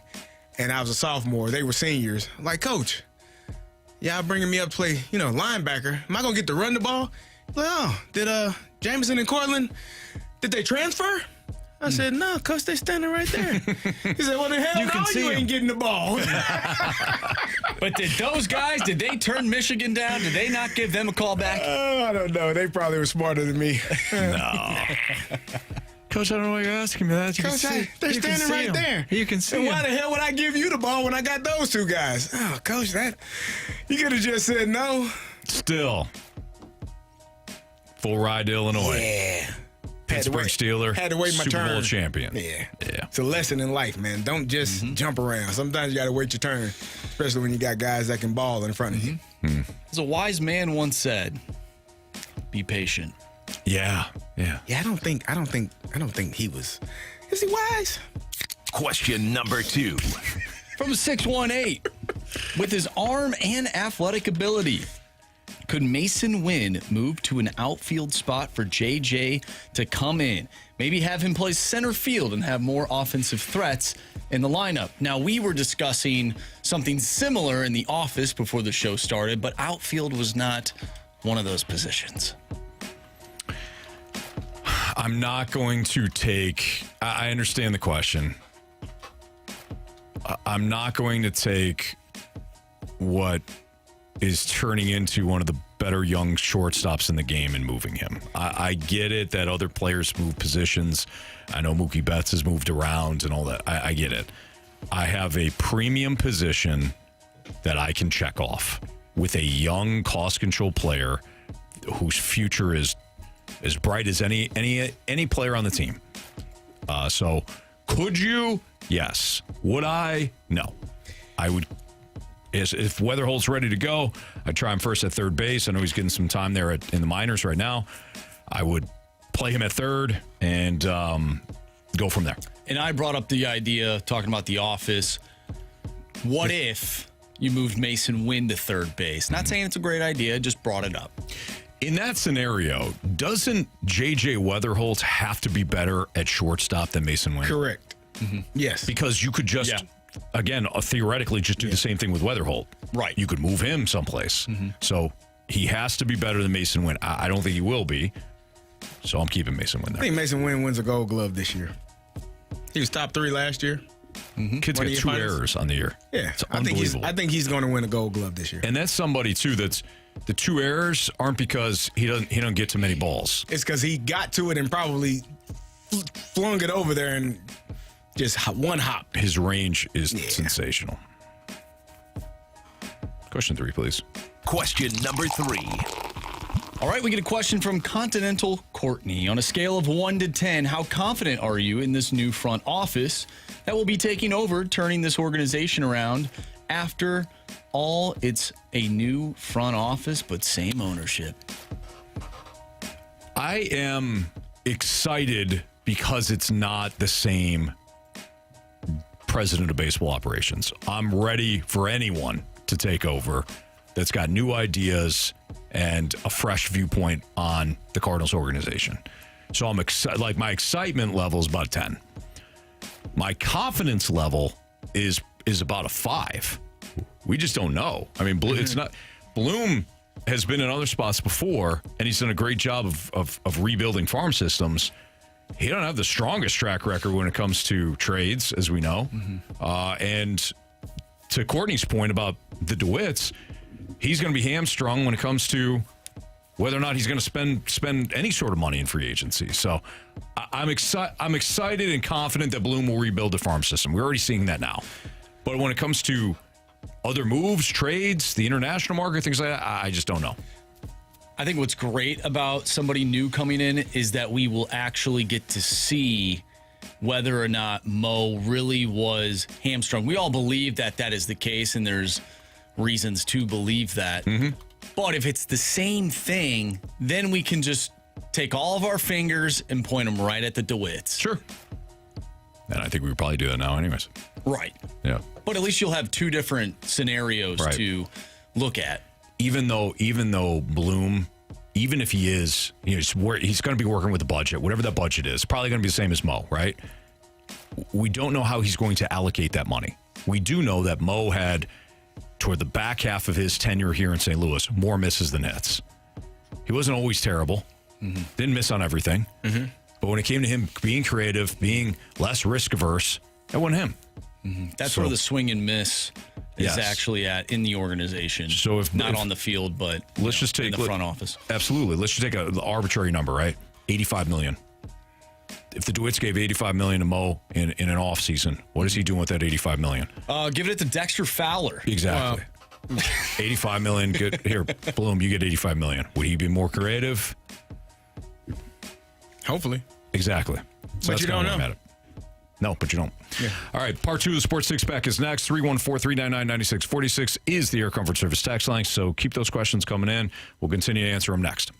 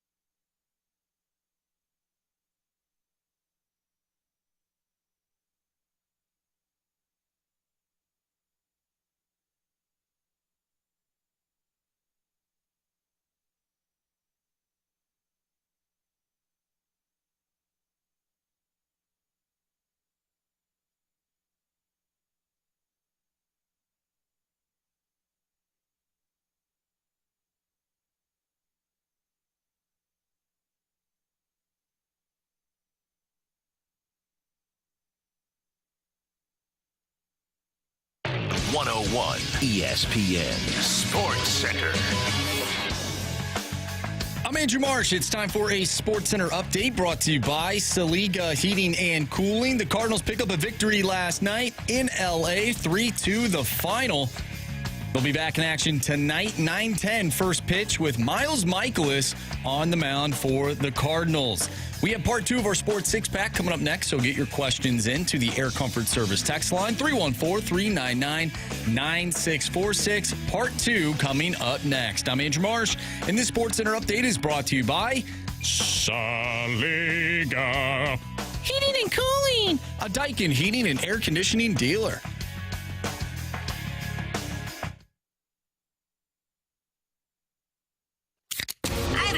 It's time for the Fast Lane to answer your sports questions. I want to ask you a bunch of questions, and I want to have them answered immediately. Asking me all these weird questions. Answer the question. Answer the question. Answer me! The Sports Six-Pack is now. Part 2 of the Sports Six-Pack is right now. It's Fastlane on 101 ESPN. By the way, Jordan Addison, Marshy, has been suspended the first 3 games for the Vikings of the 2025 regular season for violating the league's substances of abuse policy. Yeah. And Shedeur Sanders will start the preseason opener for the Browns on Friday as they take on the Carolina Panthers. He's listed 4th on the Browns QB depth chart. So Browns just signed another quarterback. Well, they had to replace Kenny Pickett. Well, not that they didn't have 14 other quarterbacks to go. And brought Tyler Huntley in. Yeah, they saw what he did in Miami last year. They said, we got to have this guy. I don't think that's what did it. No. Oh. A lot of starting experience last year. Yeah. Huntley. Yeah. It's for competition, Anthony. The more guys you bring in, the more competitive it becomes. They don't have enough. They need more quarterbacks, Anthony, for competition. Okay. All right. Interesting. That guy almost won a playoff game. I do find it interesting that Shedeur is starting and not Dylan Gabriel. Like if I don't know how they are. I don't know. I don't know if Kenny Pickett is. I know he's dealing with a hamstring. Yeah. No, he's hurt. Is he hurt again? He was back at practice. That's why I think they signed. Oh, Tyler? Yeah. Oh, Tyler Huntley? Hunt? Hunt dog? That's correct. Mm-hmm. Yes, the Browns signed former Pro Bowl quarterback amid injuries to Kenny Pickett and Shedeur. Apparently Shedeur is fine, though. Interesting. Mm-hmm. Yeah, depth purposes. Browns need more depth. They got 8 quarterbacks. Yeah. On their roster right now. It's weird. Okay. Marshy, question 4, please. Question number 4. From the 314, Chaim Bloom's first big move. Free agent signing or trade? I say trade. If you're talking about big, I don't think there's going to be a big signing. I think it would have to be a big trade. Definitely a trade. Who they trade, I'll be watching. What do you think, Newt? I think it's Newt. I have no clue. What do you think happens first? Big trade, or they say thank you to Nolan Arenado and bid him adieu? So I think trade. I think that has to be the first thing that happens, which would be a big trade, right? If you can trade him, but no, not trade. I think they have to DFA him. Oh, I don't think they DFA him. Arenado? Mm-mm. You telling me you think the Cardinals are going to let $31 million just? No, I don't think so. But blow off into the wind. It would make sense. Yeah, you're spending that money anyways. Yeah, you're spending the money for him to play, Anthony. Well, not to sit. Not playing much now, is he? He's got a shoulder injury that, if they were a better team, he'd still be playing. Okay. I think. All right. I think bottom line, you can't move forward with him playing third base. You can't. I agree. You can't move forward. Otherwise, you're stuck in the same damn position you are now. And how's that worked out? Not great, Marsh. Not great. Not great. I don't know what to tell you, man. And I feel bad because I am going to miss saying no. You can say Nolan Gorman. No, doesn't hit the same. No, doesn't hit the same. No. Plus, there's no story. No story behind it. Yeah. Yeah. We got to find one then. Nah, I don't really want to. I say you bid farewell to Nolan Arenado and you trade the Newt. Mm-hmm. First 2 moves for Chaim Bloom. Could you trade both of them in a package? No. I don't think they'll fit you in could. a package. You could, like but a box. I think you're saying a trade package. Oh, trade package. Oh, I thought you meant like in a big box, like a UPS box. No, not in a big box. No. Carey? No, just asking. No. All right, question 5, please. Question number 5. From a 618, how does playing Newt over Jordan Walker make sense if you're trading Newt? Walker should be getting every day at bats if he can, because things are trending right for him right now. Well, I think what Marsh's point was, and I imagine you're reacting to what Marsh said about playing Newt. Marsh's point was to play Newt in that you can showcase him. Is that correct, Marsh? That is correct. That's correct. Otherwise, I completely agree. I think you play Jordan Walker, needs every at-bat humanly possible before you send him off into the winter months. Which is why I said I don't know if it's a foregone conclusion that Newt is the one that's gone. Do you not know what Lars Nootbaar is right now? Yeah, you do. So an injury prone. Why do you need to give him more at-bats over Jordan Walker? You don't. To make his stock market, Marsh's thought. His market, I don't think his market is going to change from now until, there's more than enough evidence on what Lars Nootbaar is. That was a hell of a catch. Didn't see that in him. Didn't see that one coming. Wow. I definitely thought that ball was going to drop. Now, that may have helped, but I don't know. I mean, he might have sore ribs today from that. Who the hell knows? I think you know what Lars Nootbaar is. I think teams know what he is, which is why, if I'm not mistaken, they said that him and a few other guys were sought after at the trade deadline. They just didn't think the value was high enough in the return. Mm-hmm. Is the value going to be higher because you watch Lars Nootbaar play 25 more games? I wouldn't think so. So, again, why is he playing over Jordan Walker? Because, again, I said it before, context clues. Why did they keep trotting out Eric Fetty after we already knew what Eric Fetty was? Because they wanted to increase his trade value. This is the same group. This is a disaster. This is the same group, is it not? They're You're right. probably trying to do the exact same thing with Nootbaar. Yeah, Marsh. That's why they didn't trade him, because he was injured. So they are trying to make his trade value higher. Can I read something to you that I think you'll agree with? Sure. All right, it comes from MD 2020. He says, trying to decipher which average player should play over another average player is my personal hell. So, yeah, you're not wrong. I think MD 2020 it puts it perfectly. Yes. Well, who do you think would get more back in return, Jordan Walker or Lars Nootbaar? Jordan Walker. Okay. But who do you want to be as part of your future, though?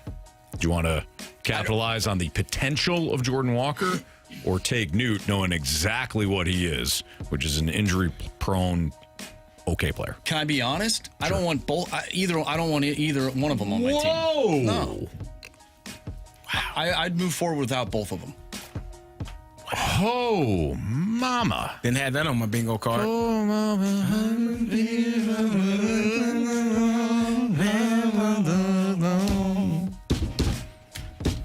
Hangman is coming down from the gallows, and I don't have very long. Nice job, guys. Yeah. And neither do those players in this organization. Wow. Way to land the plane. Holy smokes. All right, maybe we'll dive into that. In right field. We'll throw Herrera in left field. Oh. or hear me out. Actually, never mind. Okay. All right. That was harsh. Question number 6. Marsh, I feel like you're frustrated. Who isn't? You a Cardinal fan? This team isn't good enough. This team is not good enough. They just had a hell of a win last night. They did. And all we're talking about is where the hell they're going from here. Yeah. You know? All right. Yeah, it's tough, man. Yeah. It's tough being there. All right. Yeah, I know Sticks, but not Black Sabbath. I played for the damn Steelers. The hell you talking about? No regrets? Look it up. Jack B's Hampton homie just informed us that Joe Flacco just sacked fumbled while we sang that song. He definitely did. All right, did I click the question 6 button? You did, yeah. All right, go for perfect. This one comes from Junk Hall Dogs. Which division in the NFL, if any, will potentially have 3 playoff teams this year? AFC West.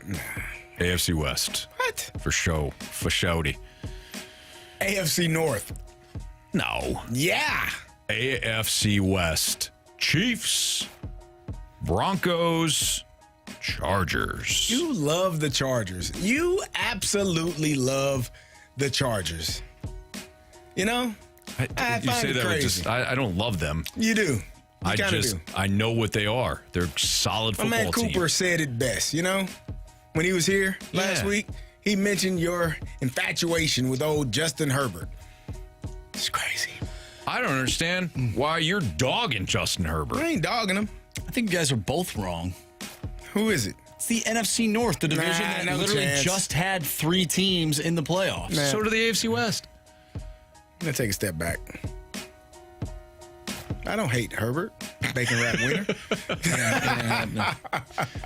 Bacon wrap wiener brings up a really good point. What's that? If I love Herbert, then you hate him. I don't hate him. Yeah, then I don't love him. I just think he's a better quarterback than what you think he is. We'll see. NFC North. NFC North. Chargers are a really good football team. Led by a coach that has won to certain degrees everywhere he's been. Who's to say the Broncos make the playoffs, though? Oh, I think the Broncos were ahead of the game last year and got better in the offseason. That defense is disgusting. They got Bo Nix throwing 70-yarders all over the place. Sean Payton thinks that Bo Nix is going to be one of the greatest quarterbacks of all time.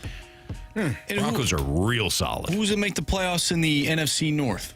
Or AFC North? Well, of course, the Ravens. The Bengals, and the Steelers. Bengals. Hell are we They doing? don't have a defense. You don't need one. Joe Burrow's going to throw for 5,500 yards. That's great. 60 touchdowns. You're going to beat everybody 40-38. No, they're not. Yeah, they're they going to are. lose 45-42 every game. Nah, they did that last year. The old LSU Bengals. Yeah. Go Tiger. A lot of connections. You know? You watch LSU season, it's going to be the Bengals season. And In vice 2019? versa. What? No, not in 2019. Frustrated dad says, no surprise, a Falcons guy is a Chargers fan, too. Snake bitten. Choke City. Yeah. Here's the thing. When you lob insults at me when it comes to the Falcons, know that I've literally heard them all. And I already know and subscribe to most of them. Being a Falcon fan is... Hard life? Yeah, it's torture. It's torture. I'm sorry, Anthony. But the good thing is it doesn't get any worse. Because you really can't get any worse from 28-3. You know? Sure, you go 31-3. That is if they ever get back to the Super Bowl, which you know they what, though? won't. At least they lost to the GOAT and Tom Brady. You know? Yeah, it doesn't work that way, but I hear It'd be bad if it was like some other quarterback. I don't think some that other makes team. it better. No, I think it does. It doesn't. I think it does. Because you know that Tom Brady can do that. You know? Yeah. He has that type of magic in him. But Kirk Cousins also has that type of magic in him in the regular season because he did it. Unfortunately to Matt Ryan. Yeah, that's tough. Again. Yeah. Yeah. All right. It's Fastlane on 101 ESPN. So, yeah, go ahead, take your shots at the Falcons and me. Just know I already know. NFL top 50 players heading into the 2025 season were 16-20. We'll talk about them next on 101 ESPN.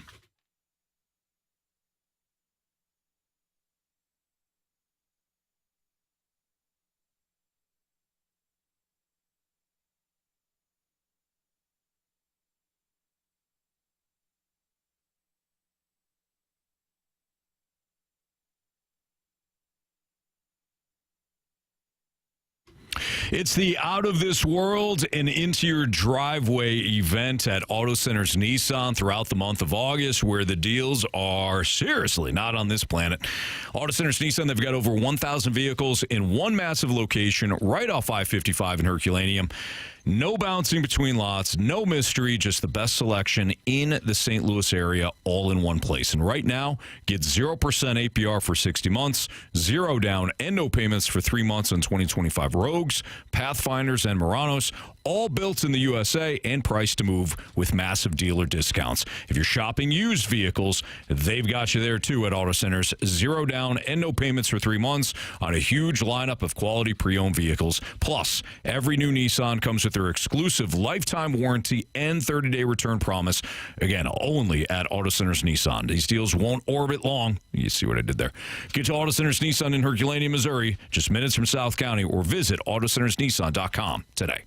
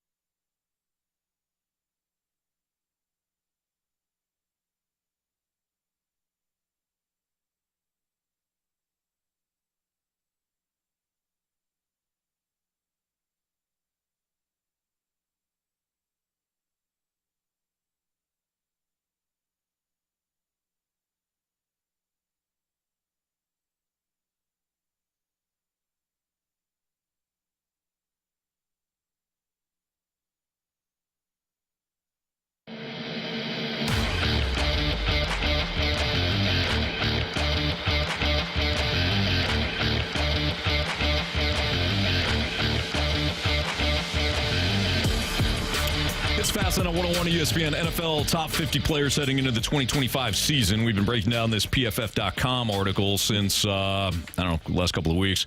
So top 50 players were to number 20, 20 to 16. And apparently it's wide receiver time, Carey. Number 20 is Jamar Chase. Way too high. Or low, however you're looking at it. He should be higher on the list is what you're saying. 100%. Yeah. I find that. Is that because he's an unstoppable wrecking force? Well, he is definitely unstoppable, and he's the best receiver in the game. Like, ooh. I know someone may disagree with that. I'm sure that someone in this room. I think someone's. Will really? I think Justin Jefferson is number 1. 1A. I think Jamar Chase is 1B. Can I interest you in who's throwing who the ball? How does that make a receiver better, though? Yeah. Are we serious? Are you serious? Well, no, Justin Jefferson.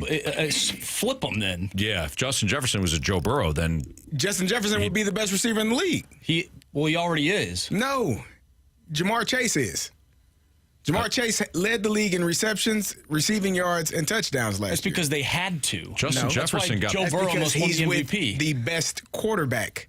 He's with a better quarterback. Hey, I know tomato. I know it makes a huge difference, but yeah, who's throwing you the ball makes a huge difference. Do you think Jamar Chase would be as Justin godly as Justin Jefferson would be?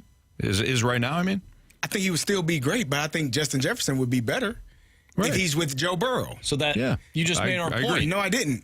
Justin Jefferson is not better in my opinion because he doesn't have Joe Burrow throwing him the ball. Jamar Chase does. Oh, okay. That's what I'm saying. Jamar Chase coupled with Joe Burrow makes him the best receiver in the game. All right. What if you put them on different teams? Yeah. What if they were both with Kirky Cousins? Let's just say. I still would go with Jamar Chase. Okay. All right. Just my opinion. I think we can all disagree. Oh, I'm sorry. We can all agree. Let's just keep going down the list. We can all agree to disagree. Well, yes, but I think we're going to agree on something else as you keep going down this list. I see what you're saying. So, in number 19, Lane Johnson. Number 18, Justin Jefferson, who is 2 spots higher than Jamar Chase. Interesting. At least according to the PFF guys. I find it interesting. I mean, we're splitting hairs. I mean, I think Justin Jefferson's the best in the league, but if you think Jamar Chase is, I don't think we're losing any sleep here. You're not gonna be upset. No. With either one of those guys. Yeah. Now, you go a little bit further down the list, maybe you become a little bit more upset. Trent Williams, 17, A.J. Brown, 16. I would not have A.J. Brown ahead of either of those guys. That's what I was. That's what you're saying. That was what I was alluding to. So you're trying to get us here, Marsh. I'm trying to get us here. We were, we're over here, and now we're here. Carey? Yeah, I'm with you. There right it is. Thank you, Carey. All right. Yeah. Cool. We all agree A.J. Brown, excellent player. I mean, outstanding. Not to Justin Jefferson or Jamar Chase's level. He is excellent. I think Jamar Chase and Justin Jefferson are the elite of the elite in terms of receivers. They just both do. And to me, Justin and Jamar are different. I think Jamar is more physical, more strong, lower to the ground, a little bit, shorter and thicker. And Justin Jefferson is a guy that can take the top off. Both of them can take the top off the coverage. I just think Jamar has a little bit more physicality to his game. It's almost like, well, maybe not. I was going to say Larry Fitzgerald and Anquan Bolden. Who do you like more? They played together. Both did different things. Both did different outstanding. things. Larry was a little bit better, though. Yeah. I don't think it was as close as these two. Anquan was different. Highly underrated. Yeah, I agree with that. But for me, my pick, I'm going with Jamar. Yeah, I agree. All right, so that's the list. Jamar Chase, Lane Johnson. You just said Justin Jefferson. He just agreed. Justin said no. Let him agree. Good job, Anthony. Justin Jefferson, number 1 wide receiver in the league. That's ridiculous. 1A, Jamar Chase, 1B.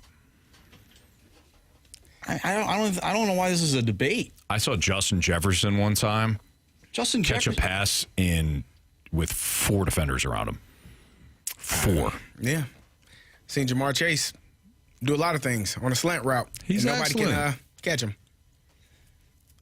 Listen. Are we basing this purely on statistics? No, we're basing it off the eye test. That's what you're saying, though. No, I'm basing it off of because ability. he has a better quarterback that he's a better wide receiver. And then I said if you put them both on the same team with the same quarterback, I'd still take Chase.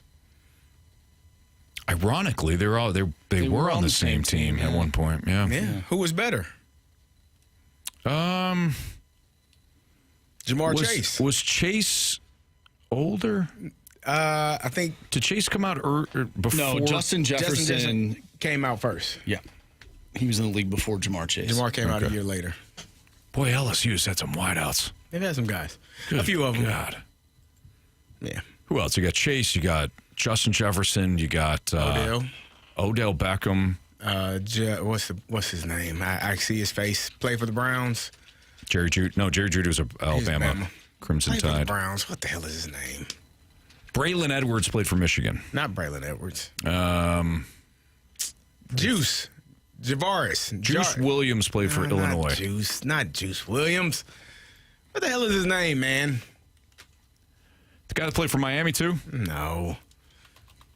He's a Browns receiver. With Odell. Jarvis Landry. Jarvis Landry. Is that who I'm thinking of? Played for the Dolphins? Maybe. That's what I thought. He played for the Dolphins. He played for the Browns, too. Yeah. Mm-hmm. Call him Juice.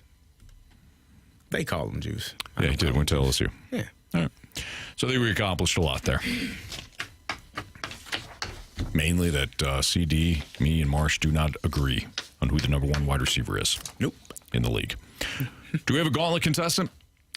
We need people to text in. Oh, son of a bean. Air Comfort Service text line, 314-399-9646 is the Air Comfort Service text line. If you want to play in the gauntlet, we need a new gauntlet contestant. Feel free to send it in. By the way, Gator says Malik Neighbors. That's a great one, too. Oh, yeah, that is a good one. Holy smokes. Yeah, a lot of guys got him.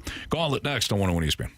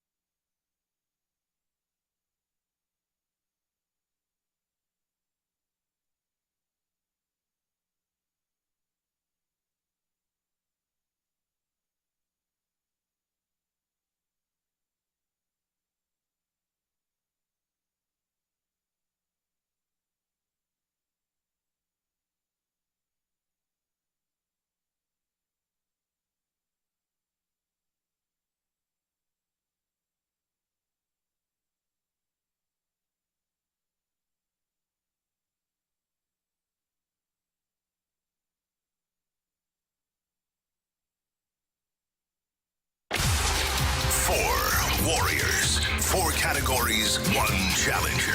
Can you survive the gauntlet? Brought to you by Blue Note Roofing. Roofing, siding, and gutters. Visit BlueNoteRoofingSTL.com for a free inspection. 404-year time check brought to you by Clarkson Jewelers, an officially licensed Rolex jeweler, with Andrew Marsh and Carey Davis. I'm Anthony Stalter, and we welcome in Jake to the Gauntlet. What's up, Jake? Hey, how are you guys? We're doing great. Appreciate you listening. Thanks for playing. Would you like to take on Marsh, Carey, or me today in the Gauntlet? Let's take on the Super Bowl champ, Carey Davis. Carey Davis. Good luck, Jake. Thank you. You too. All right, there you have it. CD's going to make his way into the cone of silence. Jake, you're going to tell Marsh to spin that wheel. Marsh, spin that wheel. What category are we hoping for, Jake? I would like hockey. Okay, you asked for hockey. Let's see if the wheel obliges.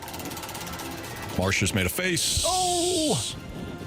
It looked like it was going to be hockey until it wasn't. It is random trivia today. Ooh, how do you feel about random, Jake? No. I mean, we'll see how it goes. All right, yeah, I typically don't like random, but a lot of listeners do. A lot of listeners want us to have random because we're all idiots. So we'll see how you do today. 4 random trivia questions today. Each question is worth 2 points unless you ask for the options. If you ask for the options, those questions become worth 1 point. Are you ready? I am ready. All right, Jake. Question 1. Who wrote the classic adventure novel, Treasure Island? Who wrote the classic adventure novel, Treasure Island? Oh, Treasure Island. Wasn't that, what's the full name?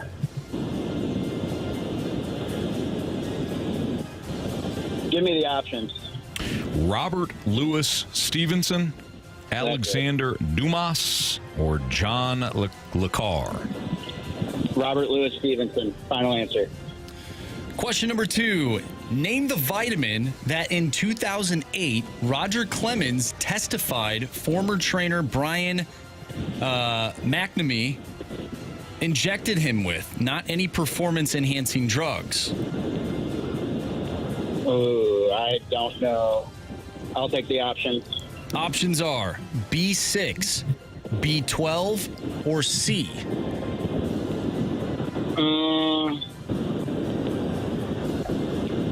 I'm going to go with B12. Final answer. All right, Jay, question 3. On May 1st, 1971, the first Amtrak train rolled out of New York City. Can you tell us its destination? The first Amtrak train. So I'm going to think it would be in the Northeast somewhere. I'm just going to guess. No options. We'll pick Boston. Final answer. And question number 4. Identify the NBA's highest paid mascot. Ooh. Highest paid mascot. Should I know this? Give me the options. Options are Rocky the Mountain Lion, Go the Gorilla, or Benny the Bull. You know what? Let's go Benny the Bull. Final answer. All right, we're going to welcome back CD. Jake, how you feeling? I shouldn't have taken the options on the first one. I knew it, but the rest of them, I have no idea. We'll see how CD does here. CD not paying attention in the cone of silence. We've had to flag him down. All right, now he's coming in. Here we go. All right, CD back in from the cone of silence. I believe it was absolutely silent in there because while Mike Ryer was back today, he did not hang out in that cone of silence with CD. Took off. It's okay. His face off.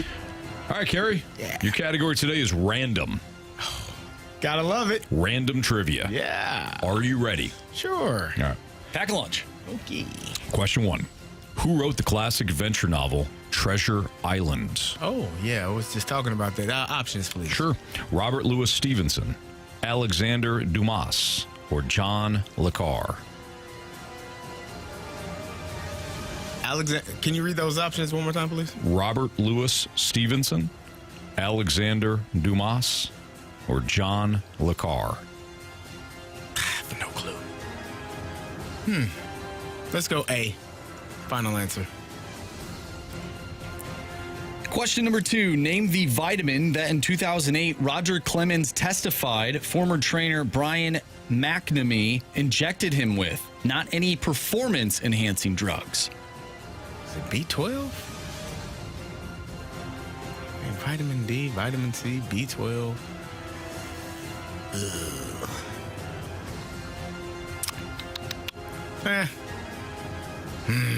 Options. Damn it. Options are B6, B12, or C. B12. Final answer. Dang it. Question 3. On May 1st, 1971, the first Amtrak train rolled out of New York City. Can you tell us its destination? It left New York City. On May 1st, 1971, the first Amtrak train rolled out of New York City. Can you tell us its destination? So it probably went to like Boston or Philadelphia. It left New York City, somewhere close enough to drive. It was probably, I would assume it probably went to Boston. Boston feels like a big enough city. No knock to the city of Philadelphia. Let's go Boston. Final answer. Question number 4. Identify the NBA's highest paid mascot. Oh, goodness gracious. Ooh.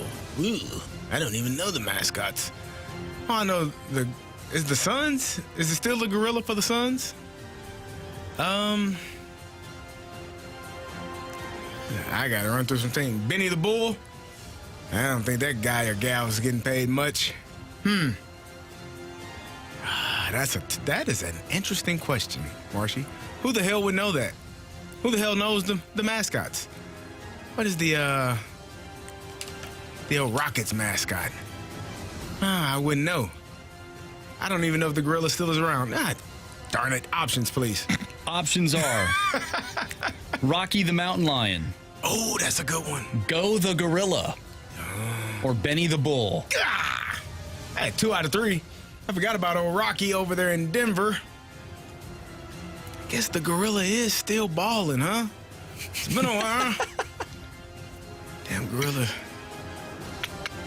It's either the gorilla or Rocky. You know what? I feel like it. Give me Rocky. Final answer. All right, let's go over these. CD versus Jake. Round 1 of the Gauntlet. It's random. Who wrote the classic adventure novel Treasure Island?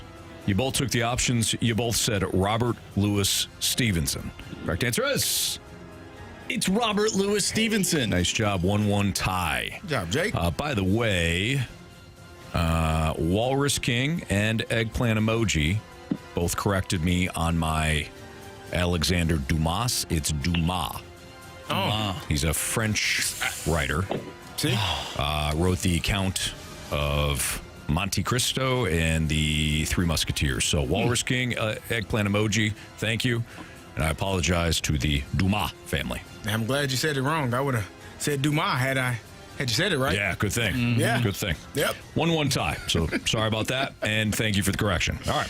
Name the vitamin that in 2008, Roger Clemens testified former trainer Brian McNamee injected with him. Not any performance-enhancing drugs. Jake went with B12. CD went with B12. Correct answer is... It's B12. It is B12. He didn't need the option. You both needed the options.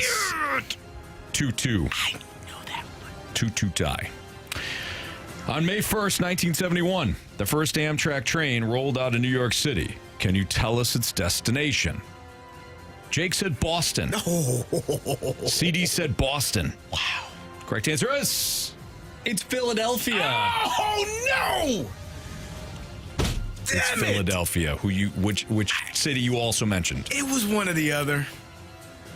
Gosh darn it. Boston was not an option. Really? Yeah. Oh, man, that stinks. So we got a 2-2 tie. Comes down to this.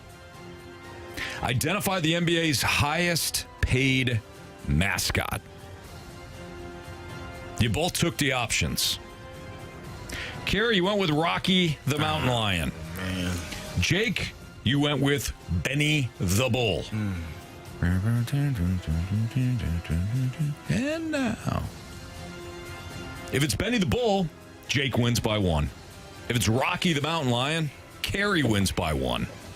If it's Go the Gorilla, well, we're heading to a walk-off. Jake.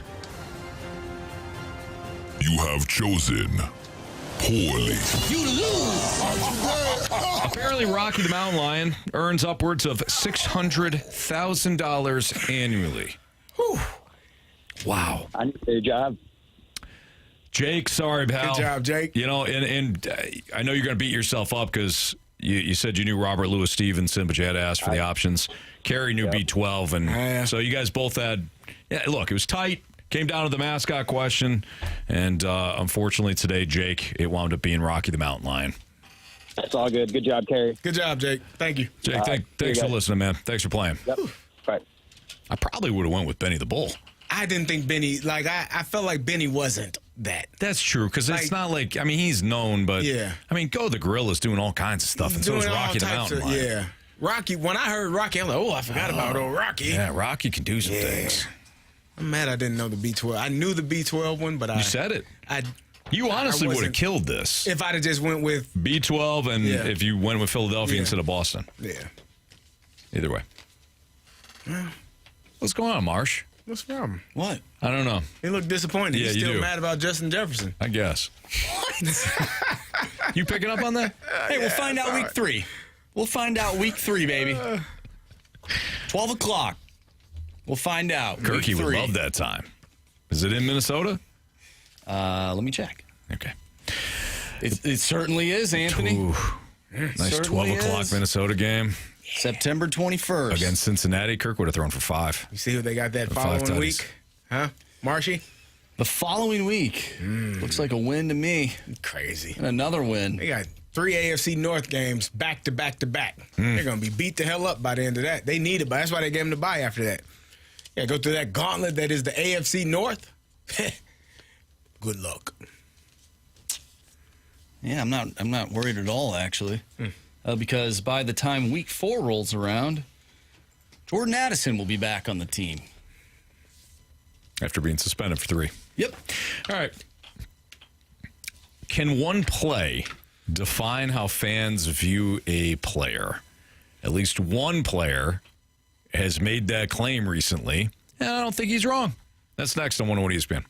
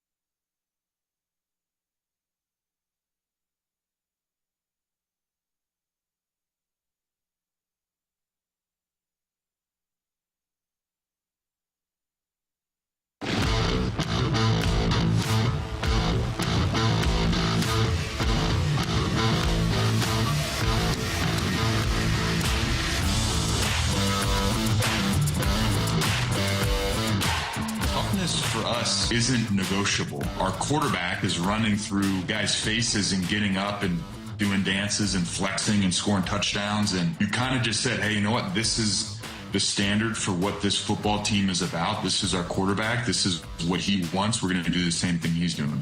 Yeah, man. Obviously, that's a guy who is an absolute legend at his position, probably one of the best. To get respect, that's all I wanted. I only knew one way to play. And it sucks sometimes, vulnerable moment. Your career is hinged on one clip, not diving on the fumble. And it's like, that's not me. So that last voice was Cam Newton. Mm-hmm. He joined Johnny Manziel's podcast, which is called Glory Days Podcast. So you heard Johnny Manziel say, oh, that was awesome.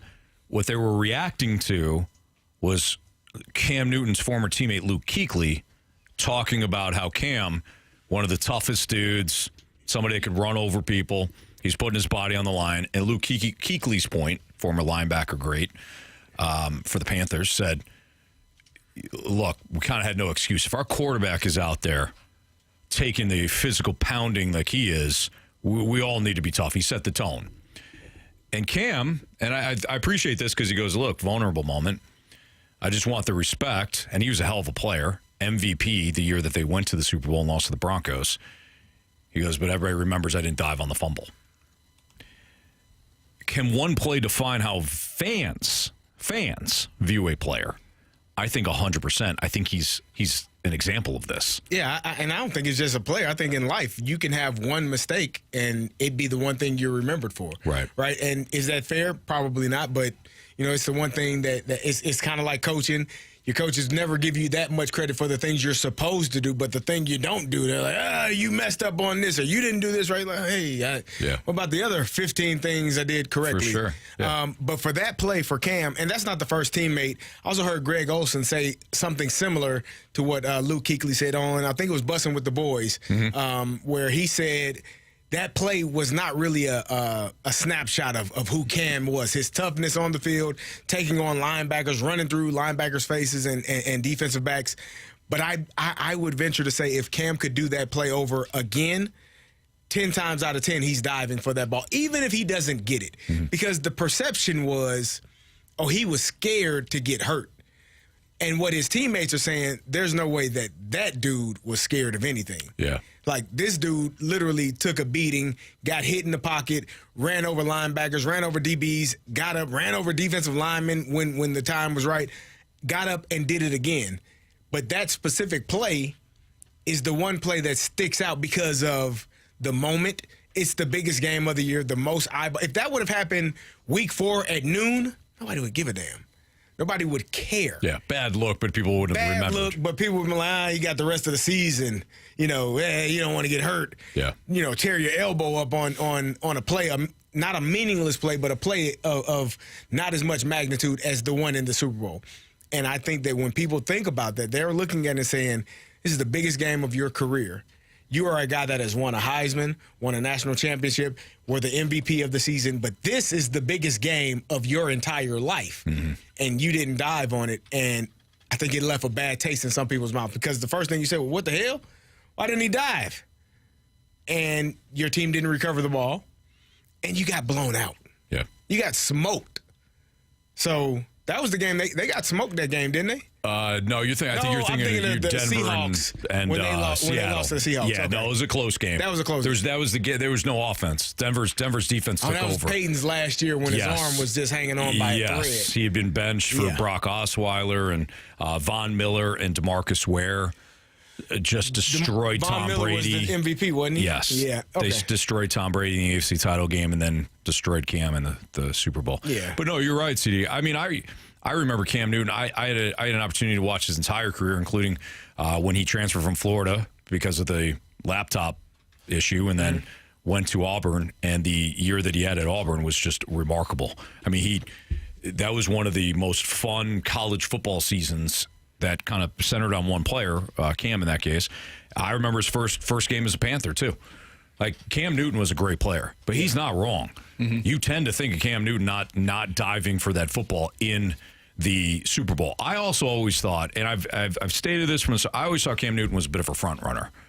That doesn't take away from his great play, but he was always the one that was so willing to do the Superman and whatever when he was winning. When he was losing, I thought he had some of the worst body language. Like we talk about body language all the time. Caleb Williams, bad body language. Russell Wilson, sometimes bad body language. Right? Certain players, the list goes on and on. I always thought Cam was a bit of a front runner, but dude could play. Mm-hmm. And what his former teammates have said about him, I think, ring more true than they know him better than anybody. Yeah, and they speak very highly of him. We get another name. A lot of people texting into the Air Comfort Service text line. A dude that was less than 300 hits away from having 3,000 hits. Bill Buckner. I think it was MD 2020 who brought Bill Buckner up in the snake pit. Yes, he did. MD 2020 did. 100%. Bill Buckner had a good career. Yeah. But when you make the error at the most crucial time in a game and it winds up costing you, that's kind of what you're remembered for. And this is an interesting text, too, from the 314. It goes both ways, like David Freese. Very true. You have a moment that you are immortalized in some city, but maybe your career as a whole, Jamie, doesn't look like other Hall of Fame or All-Star type players, but for whatever reason, you are a hero in that city. How about the same game? Nelson Cruz had an outstanding career. Yeah. We remember him not catching the fly ball. Exactly. Yeah, that's a really good point. Freese is a perfect example, and not that there aren't others. Now, I know we bring up one game. What about a full season or just a tenure with the team? Right now, we've had multiple conversations about no. Do Cardinal fans look at him differently based on how things are playing out the rest of this season, the rest of his contract? I think, I'm interested to hear what you guys think and what the listeners think. For me, the Nolan Arenado era, if it is over, I think fans will look back and be disappointed more than anything. Yeah. And not disappointed necessarily with him, just disappointed with the way that things unfolded with him as a Cardinal. Because I remember, when they acquired him, it was like, holy fast lane. Like this, here we go. It's you time. got Goldschmidt, you got Arenado, like you've got a legitimate 3-4 in your lineup. Yeah. And they didn't have the pitching to go along with that. And unfortunately for Arenado and Goldschmidt, in the few games that they did play in the postseason together, I think it was only 3 that they played together, they didn't hit. But I don't think they look back and say, this was a total bust. I think they were just probably disappointed. We get some other great names. Marcell Ozuna, Spider-Man, of course, at the wall. And he had a great 2019. You bring this up a lot, Marsh. His offense in 2019 was excellent. Brad Lidge from the 314. Brad Lidge closed out a World Series. Yeah. And we always remember him for giving up the home run to Albert Pujols. Of course. I got Scott Norwood. Oh, poor Scott Norwood. Yeah. Kick, what was it, wide left? Wide right. Wide right? Wide right. That was a tough one. What about tough way to lose? What about one game? You guys give me crap about this all the time in a joking way, in a fun way. Not for me. Matt Ryan. See, I don't think that's put him not in on that. Matt Ryan. I think it's just He was the quarterback of 28-3. I don't associate what the Falcons did with Matt Ryan. I associate it with just the Falcons as a whole. Jamie. Quinn. All right, so if I say Matt Ryan, you think 2016 MVP? Yeah, I don't think borderline Hall of Famer. Yeah, I don't think you don't think 28-3. No, okay. No. What about Chris Webber calling timeout? Oh yeah. Chris Webber had a really nice NBA career. Really a great NBA career. But yes, calling that time, like there are certain moments in sports you're like, what the hell just happened? Mm-hmm. Like, how did you not know to not do that? This is why therapy exists, by the way. Oh, no question. So you don't wind up defining yourself for a mistake. Yeah. But it's very difficult not to. Mm-hmm. Bill Buckner, I mean, rest in peace. That poor, until Boston won, wouldn't go back. Hell. Steve Bartman. Bartman still won't go back, and they won it. He's not even a player. Not even a play. It wasn't the only one reaching for that ball. That's Moises Alou's fault. He should have apologized instantly. Wasn't it Moises Alou that reached up? He flipped out. Yeah, he flipped out. And who was the biggest winner of that game? The Marlins? Other than the Marlins? The biggest winner of that game. The Cardinals fans? No. Cardinals fans? We were talking about shortstops earlier in the show. Alex Gonzalez, so nobody remembers that he booted the ball? Yeah. Exactly. Yeah. Even though I just said it? Yeah. No, good call. You're right. Mm-hmm. I'm starting to feel bad for some of these guys. It is tough, man. Could you imagine? Bill Buckner, really good, really nice career. Gosh, imagine if social media was around back during this time. Waterboy. I'm not going to say it, but that's funny. Waterboy. Keep the feet moving. Martian, what's next? You know who I am. Does this new college football playoff format give more grace to coaches that haven't gotten over the hump? I wanted to ask CD that question. We saw this with Ryan Day last year. I think the new format in college football allowed Ryan Day to finally get over the hump and not be fired. Is there another coach that could be allowed some grace this season because of the college football format, the playoff format? We'll talk about it next on 101 ESPN.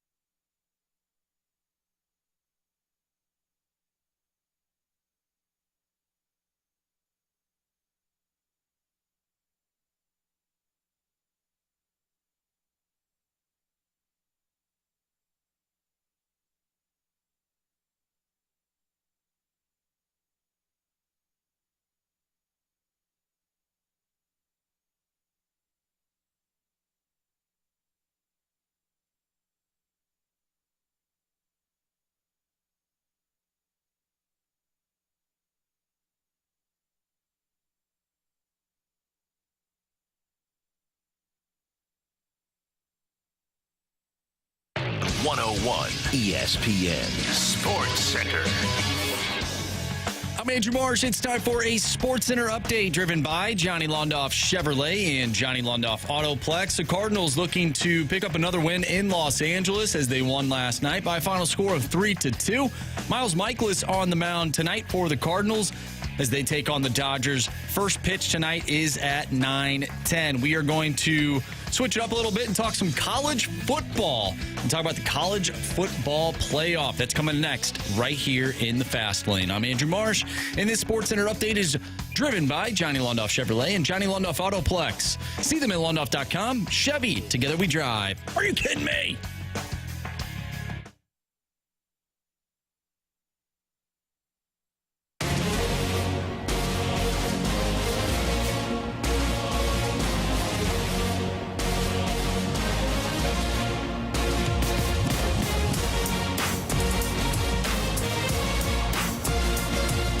Fast on 101 ESPN. I was thinking about this in the office, CD. Ryan Day last year, under the old college football playoff format, Ohio State wouldn't have been, most likely would not have been in the college football playoff. Not the Final Four. No, and Ryan Day would have got fired. Maybe. But in the new college football playoff format, which I love, by the way, and one of the reasons is a lot of people say, well, the regular season, less important. But when it comes to the regular season, you actually can build something throughout the year. Ohio State was clearly the best team in the nation last year, but not after the Michigan game. We all questioned them, and of course we did. But they were able to regroup, and they went on this incredible run, and for a month and some change, they were the best. They were clearly the best team in college football. Yeah. And Ryan Day went from guy who couldn't get over the hump, most notably Michigan, to winning a national championship and being then immediately thrown into the mix of like one of the best in college football. Do you think James Franklin, with this new format, has a better chance of getting over that hump because he doesn't have to be as perfect? I think it does allow for teams to give coaches more runway, more room to figure some things out. Like you said, if Ohio State loses that game like they did to Michigan in previous formats, they are not in that Final Four. They are not fighting for a national championship. And Ryan Day, who has lost like 7 games in his entire tenure at Ohio State, would have probably been fired. Most of Michigan. 3 or 4 of them to Michigan. 1 to Missouri. Yep. But he would have lost his job. Yeah. Because Michigan fans Ohio State fans are crazy. And if you don't win the Michigan game, they don't care. We can go 0-11, 1-12, as long as that one is Michigan. That's a dumbass statement. Mm-hmm. They won the Big Ten. They were the best team in the Big Ten. They won the national championship. And you're looking at a coach, again, who probably loses his job. I do think it gives these coaches more opportunity because now you got 12 teams and maybe eventually 16 teams that can be fighting for a national championship. And I think that's what all college programs aspire to be. They truly want to have, an opportunity to say, hey, we're the best team in the country this season. And the more teams you have that can fight over that right, the better. And the better it is for college coaches. I also think the best coaches and the best programs don't always fire their coaches after 2 or 3 years. Like, it takes time. It takes at least 4 years in college because you got to get an entire a cycle of your players in there. The philosophy that you want to run. The previous coach was recruiting players that fit the style that he wanted to run. The style of players that he wanted to run on defense. The style of players that he wanted to run on offense. Yours could be completely different. Mm-hmm. The complete opposite of what the previous coach did. So you have to recruit to get those guys in there. And it's a little bit easier now with the transfer portal, but you need at least 4 years. So I do think that this college football programs, I think they are, I hope they're starting to shift and giving coaches a little bit more time because there's no way you're going to turn an entire program over in 2 to 3 years with the expectation that team is going to be ready for a national championship or for a college football playoff. CD, let me ask you this. I know it's a convoluted question because you don't know the inner workings of these programs, but you played big-time college football. You, as a member of Illinois' broadcast team, like you see the recruiting that has to be done. You see all the work that's being put in, so you know. Why do you think guys like James Franklin, who apparently has been at Penn State for, 12, 13 years now? A decade. Over Plus. a decade. Who You knew? and I had him there for like a year. I had him there for 6. 7 at the most. Unbelievable. So he's been there a long time, right? Clearly, James Franklin's a good football coach. Yeah. No titles or not, titles or not, look, he's a good. Not every good coach is going to win a championship, right? But why do you think he hasn't gotten over the hump at Penn State? Well, recruiting is a major part of it. Like in college football, it's not like the NFL. I think there's way more parity, obviously, in the NFL than there is in college football. If you got dudes, you're generally going to win. Like if you got guys and then you can coach them up to play at the highest level and not shrink in the biggest moments. Like I would tell coaches, any coach that I coach high school football for 6 years. And if a head coach would have asked me this question, I'd have told him the truth. I can tell you how long you're going to be a head coach, and it's based on how well your assistants recruit, how well they can communicate with coaches and players, how well they can be on the recruiting trails, going into high schools, having those conversations, and going and getting the best players. If you can't do that as an assistant coach, your head coach ain't going to last long, and you ain't going to last longer with that program either. So for me, James Franklin has done a really good job of recruiting. Obviously, they're at Penn State. They got a lot of dudes, but you ain't got the dudes like Ohio State got, which I think is the difference. Like when you probably don't have the dudes like Alabama had. I think that's kind of shifted, or what Georgia has had. Like you got to be able to recruit those guys that can play ball, that are stellar athletes, top tier, first round draft picks, second round draft picks, but they also don't shrink in the moment when they're going up against other dudes. Yeah. And I think that's what Alabama did a great job of. I think Nick Saban did a fantastic job of recruiting the best of the best, and not just your starters, but your backups. Because it's inevitable that, people get injured, people transfer. You have to have guys that can come in, plug and play, and be ready to go right now. Mm-hmm. And the best programs have not only that for their starters, but with their depth as well. Yeah. Splashback 2 says no one knows what a Nittany Lion is. Do you think that's a problem too, and why they haven't won? I don't know if that's an issue necessarily. I know if you go to Penn State at night, Saturday night, and it's a whiteout, that is one of the best environments in college football. And I would argue with anybody that would say anything different. Have you been to Mount Pleasant, Michigan on a Tuesday night? I haven't yet. Still on my bucket list. Sure. But I don't think it would compare. Okay. It's Fastlane on 101 ESPN. NFL Division Preview. NFC East. Best case scenario for all 4 teams. Worst case scenario for all 4 teams. And what our actual prediction is for all 4 teams. Again, NFC East next on 101 ESPN.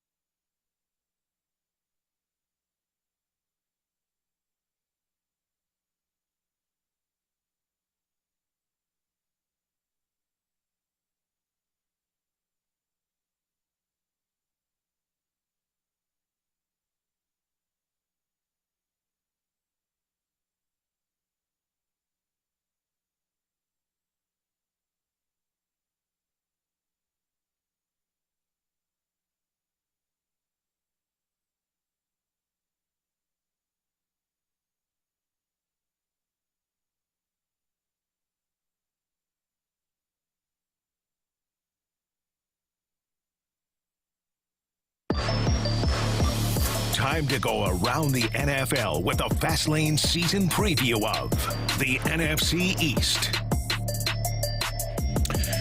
All right, time to look at the NFC East and what we're going to do for each team. We're going to give best case scenario.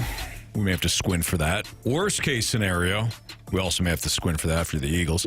And our prediction for how that team is going to do. Why don't we start off with the New York Football Giants? Best case scenario for the New York Football Giants. Best case scenario for them is Jackson Dart is a star. Yeah. Like that, to me, would be their best case scenario, because if he is, and you went and spent that draft capital on him, drafted him in the first round, you might have something there. You might have an opportunity. You got Malik Neighbors, who you drafted last year, who was an outstanding wide receiver in his rookie year. But that's the best case scenario. They did well in the draft. I think the defense is going to be really good, but you need Jackson Dart if he's capable of doing it. Mm-hmm. If he's capable of being a star, that's the best case scenario for the New York Football Giants. See, I think for me, best case scenario for them is that Russell Wilson is good enough to play the whole season, so where Jackson Dart doesn't have to come in his first year. He can take this first season and sort of watch. So you're almost looking at it from a standpoint of, like, realistically, that we know the Giants aren't going to be very good. Yes. Why not? Give him a year. Give him a year. Yeah. Do you think Brian Dable holds on to his job? Yeah, no, I don't think so. If they don't, I think he's fired if they don't make the playoffs. Yeah, and I don't think they will. Well, they have to have realistic expectations here. They're the worst team in their own division.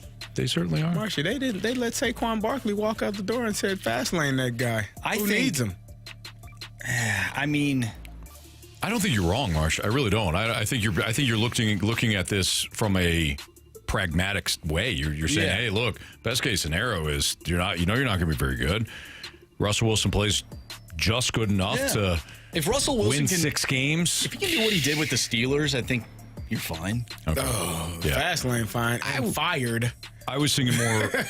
Yes, I was thinking more along the lines of Carey. You got lightning in a bottle with Jackson Dart. Not seeing it, but again, best. If we're just going to talk best case scenario, you have a lightning in a bottle situation. He comes in at some point. He lights it up much better than you think he is.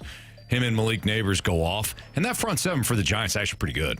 Yeah, I mean they got some guys there. Adding Abdul Carter certainly helps. Worst case scenario is, I think, what we all believe, in that your offense is not good enough. You're going to waste another year of Neighbors' talent. Your defense, while pretty good up front, is not good on the back end. Yeah. You lose a bunch of games. Brian Dable gets fired. Agreed. Your worst case scenario is Russell Wilson is your starter because Jackson Dart can't do squat, and Russell Wilson goes out there and looks like, an older gentleman trying to play the position. It was very nice. Yep, fair enough. You cleaned that up. Yeah. Fair enough. Marsh, your worst case scenario? Well, I think it's tough because for the organization, I think it's more beneficial for them to suck again so they can get another high draft pick to then help their star players for the future. Mm-hmm. I don't think them being a middle-of-the-road team helps them at all. Oh, no. I think they're either really good or really bad. Yeah, and I don't think they're going to be really good. I think they're going to be bad. Yeah. I think Russell Wilson can win you some games, but overall, the team is what the team is. We know what they are. They're not a good football team. No, they're not. They have interesting pieces, but so do a lot of teams around the NFL. Very true. All right, so your prediction, and why don't we go off of like NFL win totals, all right, for our prediction for the Giants. Can I guess what they are? Sure. You there? No. Okay. It's got to be like 4.5. I think they're like 5.5 or 6.5. What's your guess? I'll go 6.5. You think 6.5? Yeah. Well, no, you know what? 5.5, because they're probably somewhere between 6 wins. 5.5. Yeah. 5.5 is plus 100. I'm going under. At a sportsbook here. I go under.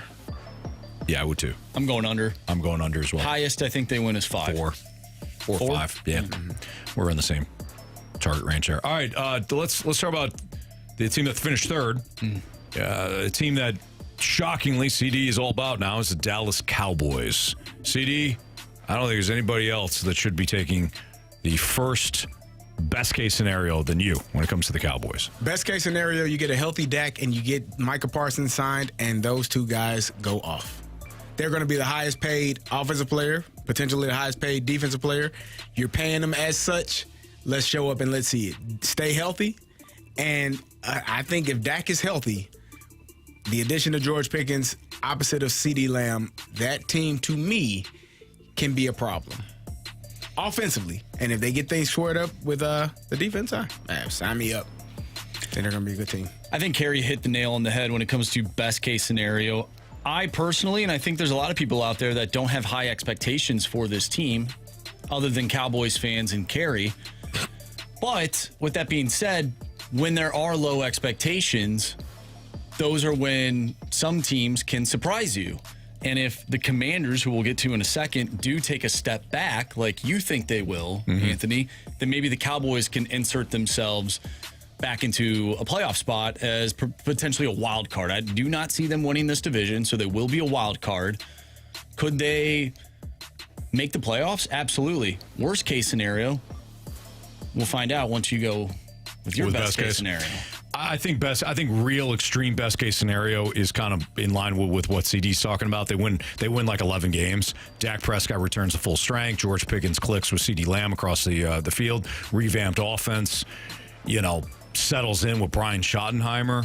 And Dallas, again, they win double digits. Of course, that also you need Micah Parsons to be along that defensive line for me to consider Dallas in a 10 or 11 win team. But right. I think that's what it looks like. The offense kind of takes over. And Jaden Blue winds up being a guy that revamps this Cowboys run game.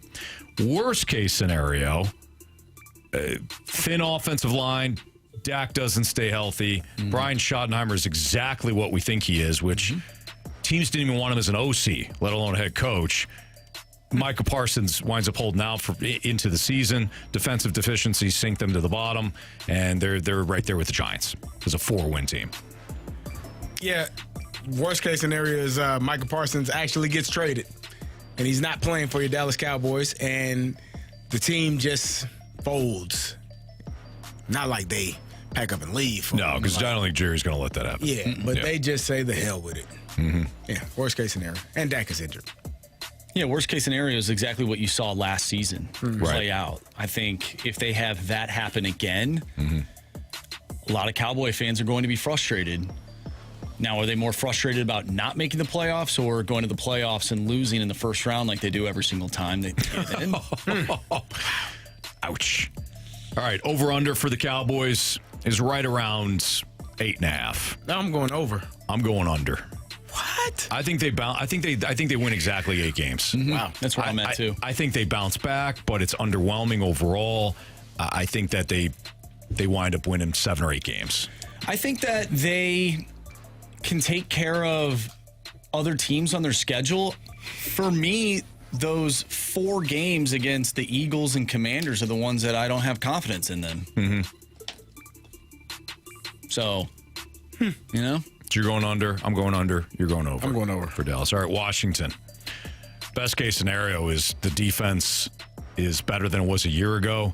Jaden Daniels has 0 sophomore slump. Cliff Kingsbury remains as creative as he was last year as a play designer and a play caller. Terry McLaurin winds up signing his deal before week 1, so there's no issues there. And Deebo Samuel adds an even greater dynamic to that offense, and they win 13 games. That I think is the best case scenario for Washington. I agree. I think best case scenario, Terry McLaurin is on this team and he's ready to roll. Deebo Samuel stays healthy, and that defense, they're a little bit older. They added Von Miller.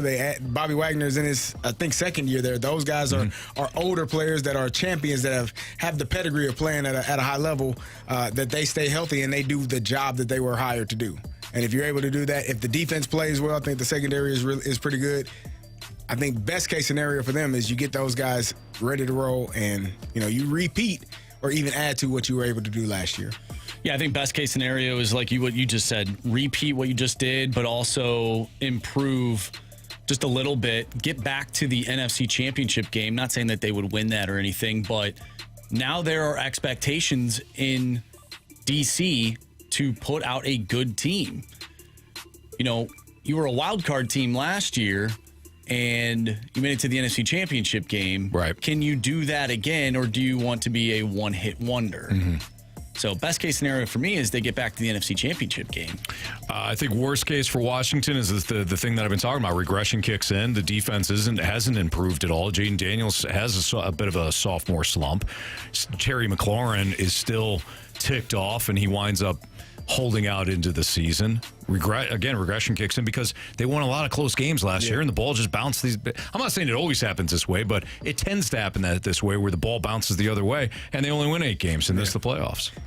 Yeah, I agree. Worst case scenario, you don't get Terry McLaurin signed. You don't capitalize on your quarterback's rookie contract and make the most of it with this window right now that you have, where you can pay other players a lot of money because you're not paying your quarterback a lot of money.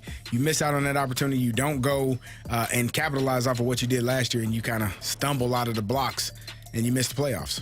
I think a realistic worst case scenario for me is this team looks a little bit like the Houston Texans with C.J. Stroud's sophomore season, except for they don't play in the AFC South. Yeah. Yeah, that's a good call. Yeah. So they miss the playoffs as opposed to winning the division. And they could make the playoffs. They also could not. Depends on the other teams around the league. Yeah. So. All right, prediction, the over-under, 9.5, but the over is juiced to minus 125. So, in other words, odds makers feel as though that they I'm going to go under. Because I got the Cowboys winning more games this year. I'm going to go under, too. I've been banging this drum. This is like my Eagles drum last year. I'll probably be wrong on it, but I think that regression will kick in. I still think they're going to win 10 games. Now, how many teams are going to be around that threshold, and are there games that you left out there to win throughout the season? I still think that they'll find themselves around 10 wins. Sure. I really do. I don't think they're that bad by any means. I don't think they're going to regress that much. Right. All right. The Eagles, I don't think we have to spend a lot of time on this. I think best case to win the Super Bowl. You know, if they go 14-3, win the Super Bowl again. Yeah. Best case is Jalen Hurts playing even better than he has. Like, not being just a game manager, but a guy that can be a Super Bowl, be a league MVP like he was a few years ago. He finished second, but being in that top 3 for league MVP. Yeah, and there was a lot of question marks surrounding Jalen Hurts as the season rolled on. Yeah. Those question marks were answered when they won the Super Bowl. I think a realistic worst case scenario that doesn't involve them missing the playoffs is having a season and a playoff like they did following their Super Bowl appearance against the Chiefs the first time around when they lost to the Bucs, where that defense did not look good. Of course, you had different coordinators. They lost their offensive coordinator. He goes to New Orleans. What does that offense look like with a different coordinator in place? Worst case, I still think they win 10 games. Even worst case, but a potential Super Bowl hangover hits them. The defense, lost, I think, Sweat, Slay, Gardner Johnson. So the defense takes a step back and maybe knocks them down a little bit. But I think best case is 14-3. I think worst case is 10-7. Yeah, I think the worst case is you deal with some injuries and you're not able to do the things in the way that you did offensively last year. Saquon, deals with something, or A.J. Brown or Devontae Smith. Some of those guys get banged up a little bit and your offense starts to slow down. And that causes you to not win the games in the matter. I think the defense is going, that defense, they just keep adding to the defense. They're loaded. I'm not worried about the guys that they lost. I completely they continue agree. to add on the defensive side with ball players. But offensively, if one of those guys get nicked up or banged up and have to miss an extended period of time, I think that could be hurtful for that team. Howie Roseman's the best GM in football. I mean, he's just incredible. Yeah. Over-under, by the way, is 11.5. I'll take the over. I'll go over. Over. All right. I'll say aye. Aye. It's Fastlane on 101 ESPN. Biggest question of the day. Can Chaim Bloom make creative moves without sacrificing the Cardinals core? We'll get into that next on 101 ESPN.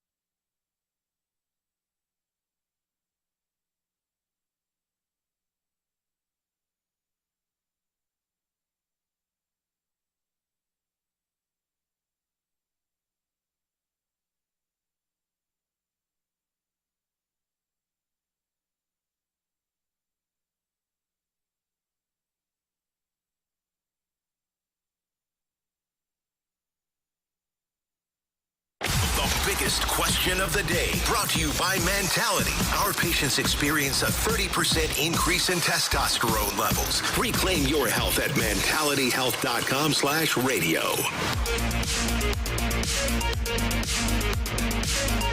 It's Fastlane on 101 ESPN. It's time for the biggest question of the day with Carey Davis. I'm Anthony Stalter. And Marsh, you were listening to BK and Ferrario, and they had a similar discussion earlier. Go ahead and set the table for our biggest question of the day. Yeah, they were, mentioning a few different players and whether or not they wanted to trade them, and it led me to sort of the same type of question. They're talking about creative moves, and we always bring up Doug Armstrong when it comes to being creative and finding different ways to make your roster better.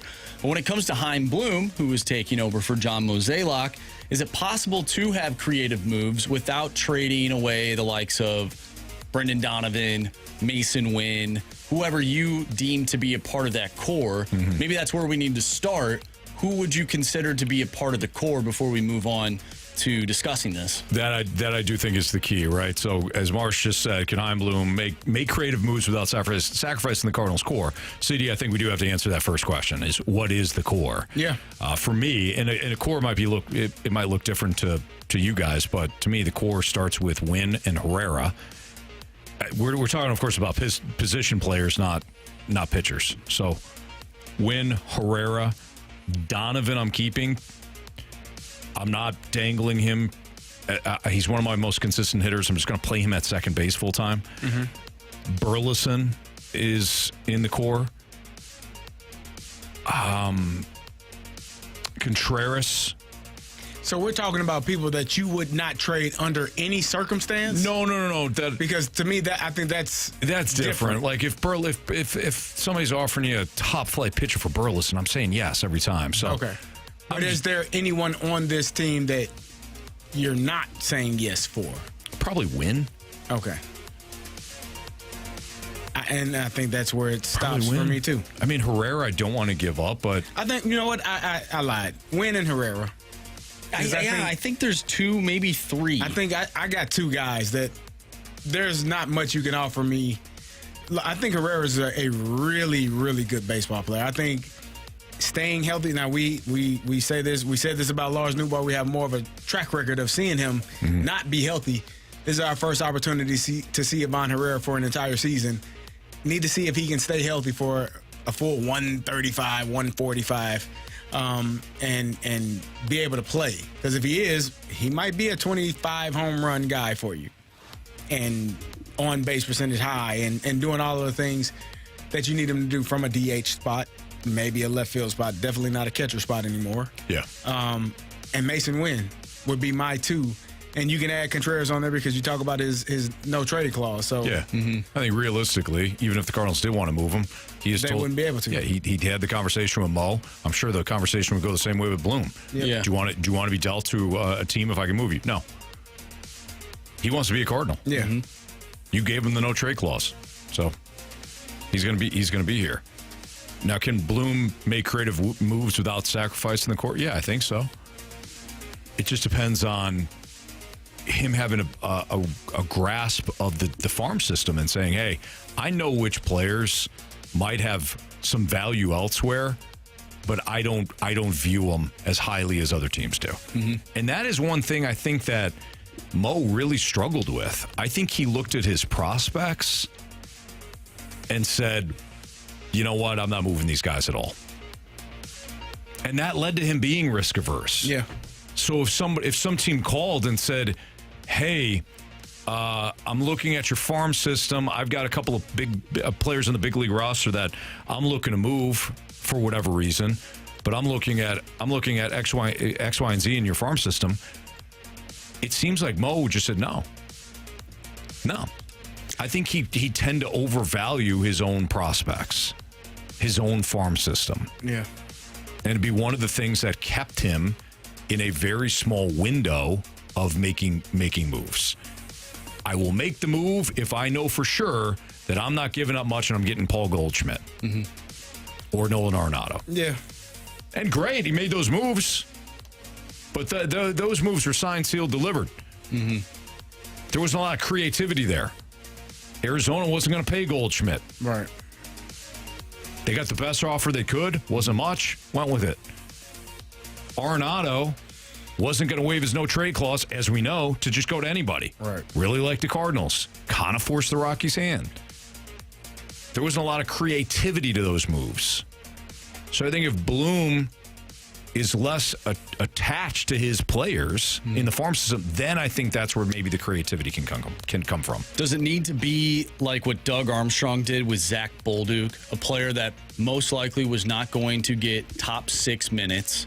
You had a surplus of wingers, makes the trade for something of need. In this case, it would be pitching. Can he do that? Or do the Cardinals even have a Zach Bolduc on their team? Is that Newt? Depends. I don't think that's Newt because of the age difference. Like you just really got to see Bolduc, and if you blinked, you missed it. Yeah. Well, regardless of the comparison or non-comparison, I still think that Newt winds up being your best and most realistic trade chip this offseason. And realize when I say best, I don't mean like you're going to get the most from him. Yeah. You get the most from Mason Wynn, but you're not going to trade Mason Wynn, nor should you. Right. What I'm saying is trading Newt accomplishes a couple of different things. One, freeing up a spot in the outfield. Two, I think Newt probably still has a fair amount of trade value, although that's going to be dwindling. Maybe you get yourself a starter. I think it'd be an ace. Not going to be number 2, but maybe you get a cost-controlled starter for Newt. I'll get a text from the 636. I don't understand all the love for Mason Wynn. Lay his numbers side by side with every other starting shortstop in Major League Baseball. There are 15 to 20 shortstops with better numbers than he does. You were saying Mo overvalued players, but you're overvaluing Mason Wynn. What numbers? With all due respect, which numbers would you like me to look up? You say numbers as if Fangraphs doesn't have 4,874 numbers that I can look at. Or go over to Baseball Savant, which has its own set of numbers. Or Baseball Reference, which, yes, has its own metrics for certain things. Which numbers would you like me to look at? And are we comparing Mason Wynn to every single shortstop? Because he's in year 2. I think that's what the texter said. Every shortstop in the world. Okay. I don't think you're right. Actually, every other shortstop. So what, like 14 or 15? Are we considering Mookie Betts to be an everyday shortstop for the Dodgers? So I got to compare Wynn and his year and a half to Mookie Betts?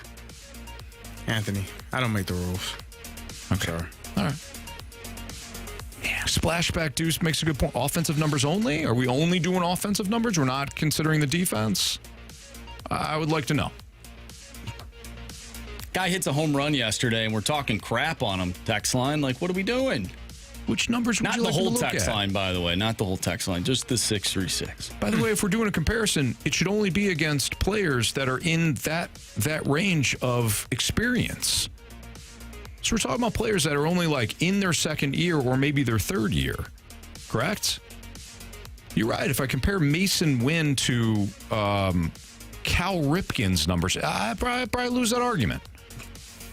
Well, he has the highest fielding percentage of all shortstops in all of Major League Baseball. Does defense defense count or no? I don't know, Anthony. Because to me it does, but Anthony, I've never heard a saying that says defense wins championships. That I've never heard that in my life. Yeah, it's offense wins championships. Everybody know that. They know that's the saying. Offense wins championships. You're absolutely right, Marsh, and I apologize. And that's why Carey has everything. the Bengals in the playoffs. Yep, that's right. Yep, 100%. Just score. Just score, baby. Yep. All right. Beat the streak and bet the board? I mean, we're going to have to because I don't think there's a Cardinals lineup, beating right? the streak. You can't. Can't beat the streak. Oh, no lineup. That's right. We don't have a lineup, Anthony, but we do have more football to talk about if you want to. NFL standouts under the most pressure. We'll get to that next on 101 ESPN.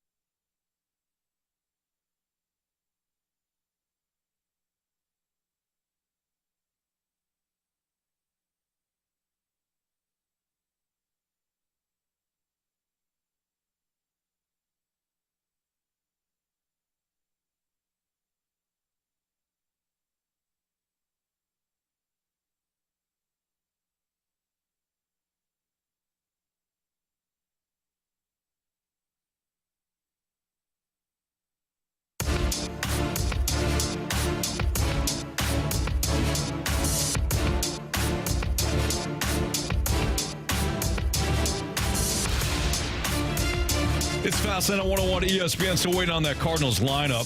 Ollie's taking a sweet-ass time. Although, in fairness, Ollie does got a lot of things to choose from. Who's he going to play? He's going to get the walk show back in there. He's going to line up. Is he going to get Is it a lefty pitching? Do we know? Tonight, it is Emmett Sheehan, I believe, for the Dodgers. And I think he's a right-hander. I could be wrong. Been wrong before. Been wrong many, many a time before. That's correct. That's correct, yeah. Yeah, right-hander. Emmett Sheehan. Carey. Yeah. I believe it was you that stumbled upon an article. Yeah, I did. About the NFL standouts under the most pressure. Yeah, and I'm not gonna make you do what I make you do normally and try to guess. We'll be here all damn day. So, those are fun though. Yeah, it is fun. I mean, you could probably guess one for sure. Now, standouts. What do we? Give us the criteria. What are we talking about? So, 5 NFL standouts under the most pressure in 2025. Although they might have previously earned big contracts, Pro Bowl honors, and Most Valuable Player awards, the pressure is on these NFL standouts to deliver spectacular results this season to silence some of the naysayers picking apart their games. Now, I will say that standouts in this case could be used a little loosely. Okay. On at least 1 or 2 players. All right. Yep. But there's one for sure that I'm sure is at the top of your heart and top of your mind that fits this bill. Standouts under the most pressure. Yeah. So we're talking about good players. Really good players. Under the most pressure. Josh Allen. Nope. Lamar Jackson. Yes. Nah. Lamar Jackson is under an immense amount of pressure. Why, So Anthony? why would Lamar be under the most pressure, but not, or be under pressure, not Josh Allen? Hey, man, I didn't write this. Bucky wrote this. Like, that's the two guys you think of. I would have had Josh on here as well because neither of them have won a championship. Now, Lamar does have 2 MVPs to Josh's 1. Mm-hmm. But I think, and maybe you count in the fact that, you've been to an AFC championship game and or was that a divisional game they lost to the Chiefs? That was a divisional game, wasn't it? Or was it an AFC championship game? That was the AFC championship game in Baltimore. Yes, that they lost. And last year, the Ravens lost to Buffalo in the divisional round. Correct. So you're a two-time MVP, league MVP, have yet to make it to a Super Bowl. You have one of the better teams, I think, in all of football, especially on the AFC side, but you're unable to get over that hump and make it into the Super Bowl. So he is the first person on this list as a person that is under the most pressure as a standout. Look, that makes sense. Quarterbacks are judged differently. Great quarterbacks are judged basically unfairly, right? You are correct. And maybe it's not unfair, right? Because they are praised. I mean, Lamar Jackson is praised profusely for his accomplishments, but bottom line, the Ravens haven't won a Super Bowl yet with him under center, and that's just it comes with the pressure of being a quarterback. I will let you try to guess this second player. He's a defensive player, been in the news a lot as of late, and they are saying he's under a lot of pressure as well. He's been in the news a lot of late. Mm-hmm. Caleb Williams. Defensive player. Oh, defensive player. I'm sorry, I got to listen. All right. Defensive player. Micah Parsons? There you go. Okay. Yeah, it's a prove-it year. If he doesn't get that contract that he is searching for, obviously going into the final year of his rookie deal, looking to become the highest paid player in all of the NFL on the defensive side, if he's unable to get that contract, how well does he perform, or does he perform this year? How does he go about this season if he's unable to reach a contract extension before the season starts? Is he going to sit out and play only a few games in order to get that accrued year, in order to be able to become a free agent again, become a free agent next year? Or does he play the entire year under the notion that he doesn't have a contract extension and anything could happen? Mm-hmm. So he's under a lot of pressure. Now, this person blew my mind when I saw this one. Blew my mind. You're surprised. You don't think he should be under any pressure. Well, I wonder why Bucky would put him on this list. Okay. And it's not your guy, Sam Darnold, who you think is under the most pressure in the NFL, but the guy that is actually replacing. I think he's third. Yeah, well, no, J.J. McCarthy is third on this list. I think Sam Darnold's third on the most pressure list for you and I and Jamie. So the Vikings. J.J. McCarthy. J.J. McCarthy. Yeah, I don't think he's. I guess he would be under pressure. So there is a level of pressure because you're replacing a quarterback that just went 14-3 the year before. Had a remarkable season. Got paid for his efforts. A rebound quarterback, so to speak, in Sam Darnold, who came to the Vikings and had an outstanding year. And here you are. You were a rookie last year, missed the entire year. Your first opportunity to play. How well is this offense moving? Mm-hmm. How well are they going? You and Marcy think he has the best receiver in all of football. Can you get him the ball? Can you make things happen the way that Kirk Cousins has in the past and what Sam Darnold was able to do last year? Yeah, because every quarterback under Kevin O'Connell has at least had regular season statistical success. Yeah. The next one, hits a little home. Hits a little close to home for you, Anthony. Very close to home. Michael Penix Jr.? Ooh. Nope. You hate this guy. Artie the one-man party? It's not home for you anymore. I hate this guy. Hits home. Well, let's do a little Kirky Cousins? He's not under no pressure. Hell no. I got a ton of I'm rich, and I have to get hit. Is it Aaron Rodgers? No. All right, I don't like. I hate this. It's not a quarterback. I just hate this guy. Oh, it's not. It's not a quarterback. Wait, it's got to be Kyle Pitts. It is Kyle Pitts. Oh, he's not under pressure. He is under pressure. You could just do him. Nah, he's got to perform. Nothing. At some point, right? Mm-hmm. They drafted him. I've said this time and time again. I think Atlanta has everything that they need, especially on the offensive side. What is Kyle Pitts? If I were them, I would probably put him out opposite of Drake London and line him up at receiver. But especially with Darnell Mooney hurt, I would line him up at receiver and let him play there. But I don't know what they view him as. I don't know if he doesn't have the top end speed, or maybe he's not able to get in and out of cuts in the way that a receiver is. You have to try. But he has to have. Well, I think he's trying. Oh, okay. Yeah, it says despite being the highest tight end selected in NFL draft history, fourth overall pick in the 2021 draft, has been a bit of an enigma as a playmaker. Pitts finished his rookie year as a Pro Bowler with a 1,000-yard season that prompted evaluators to view him as the next game changer at the position. However, the fifth-year pro has failed to surpass 700-yard mark since his spectacular debut season. He got to come on with the coming. And Michael Penix Jr. is going to be looking for another receiver opposite of Drake London to get the ball to. Kyle Pitts is under some pressure. I mean, I don't know if he's under a lot of pressure.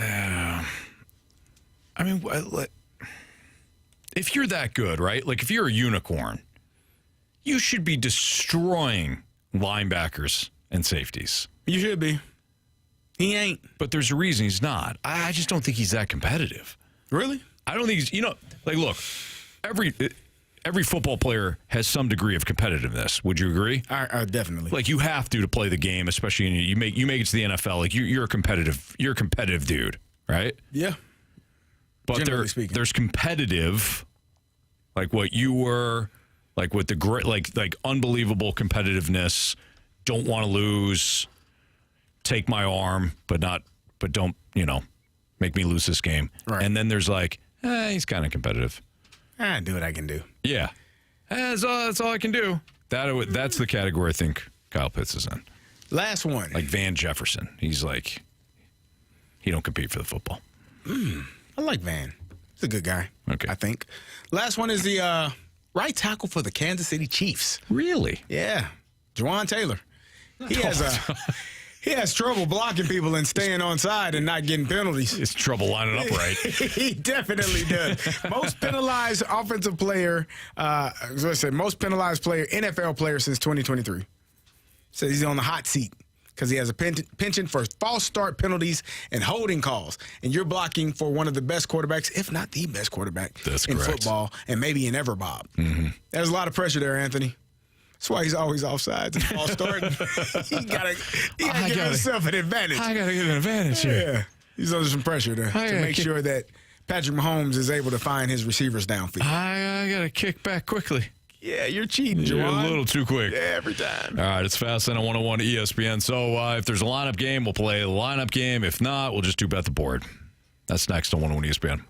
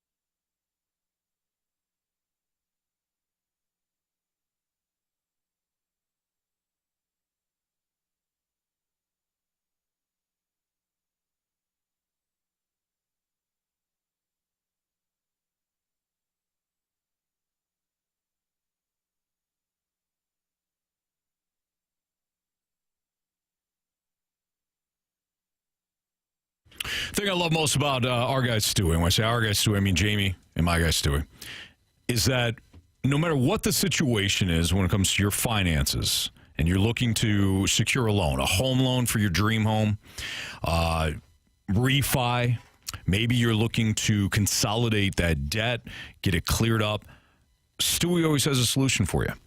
For example, he's got his bagel loan, and it's his personal creation. You're not going to find the bagel loan anywhere else. What Stewie does with the bagel loan is that if you're borrowing $200,000 or more, you qualify for the bagel loan, which means no closing cost and no lender fees. Call around and ask other companies if they have closing cost or lender fees. One time I did this, a long time ago, before I had Stewie. And I say, I'm hearing somebody say no closing costs, no lender fees. What programs do you have with that? Guy laughed at me. He's like, yeah, no, everybody's got closing costs and lender fees. Not Stewie.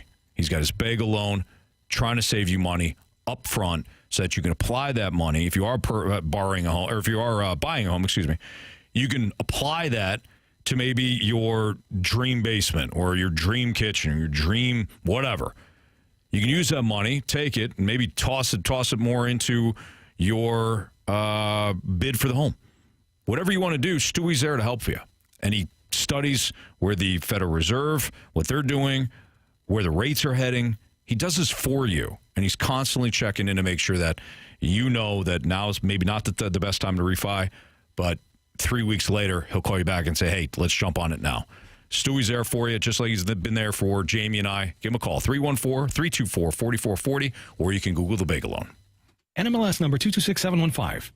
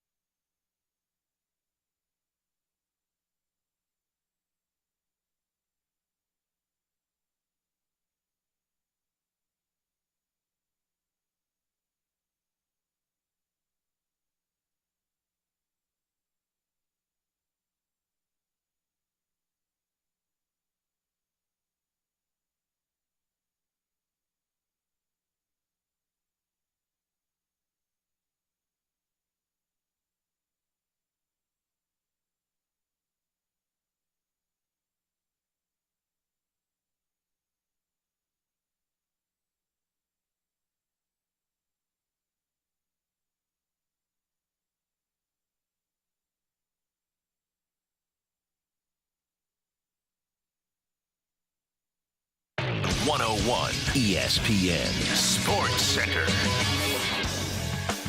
I'm Andrew Marsh. It's time for a Sports Center update brought to you by Saliga Heating and Cooling. The Cardinals take on the Dodgers tonight with Miles Michaelis on the mound. First pitch tonight is at 9:10. If you missed anything from today's show, make sure you go to 101ESPN.com or check out the free Dobbs Tire and Auto Center's 101 ESPN mobile app. Just head to the podcast page. You'll find all of our shows there. And it's all brought to you by the Schaefer Door Company. I'm Andrew Marsh, and the Sports Center update is brought to you by Saliga Heating and Cooling, a Daikin heating and air conditioning dealer.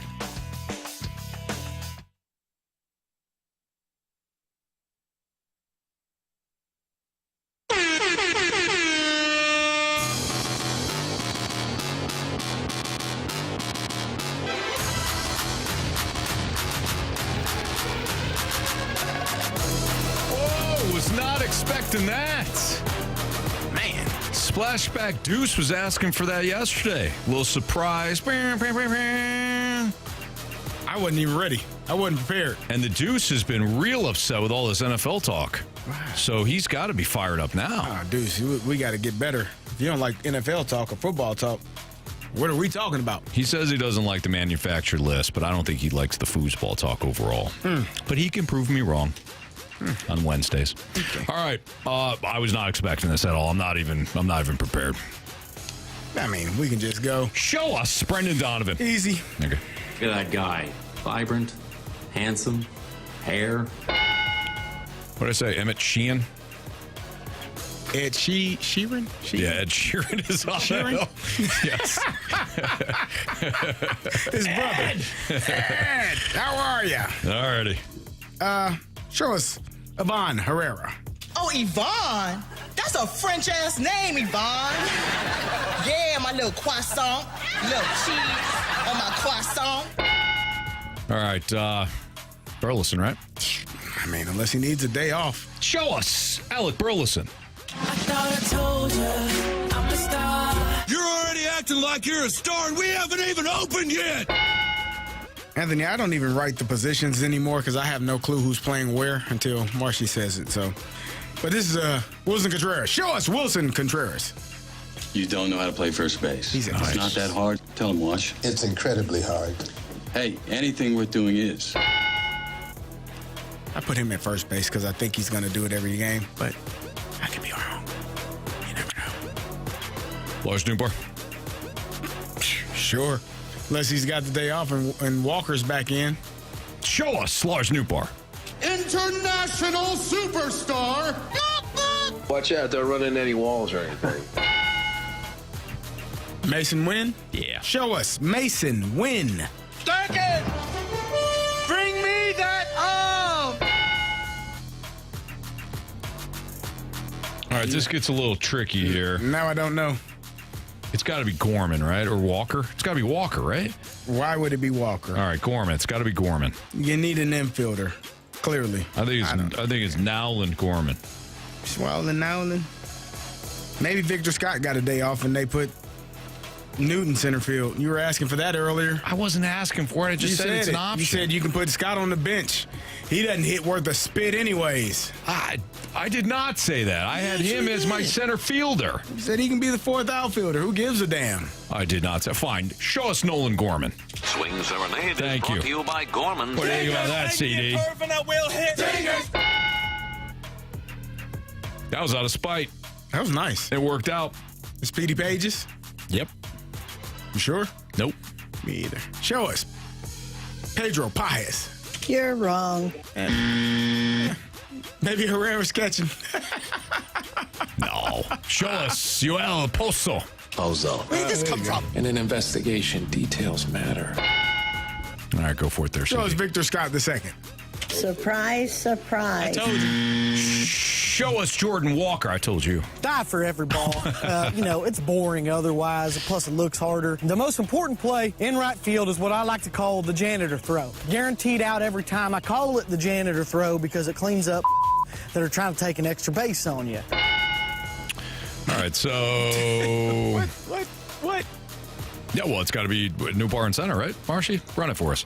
All right, leading off, second baseman Brendan Donovan, batting second, the DH Yvonne Herrera, batting third in left field, Alec Burleson. Your cleanup hitter, first baseman Wilson Contreras, batting fifth in center field, Lars Newbar, batting sixth, the shortstop Mason Wynn, batting seventh, playing third base, Nolan Gorman. Batting eighth and catching is Joel Pozo, and batting ninth in right field, Jordan Walker. Go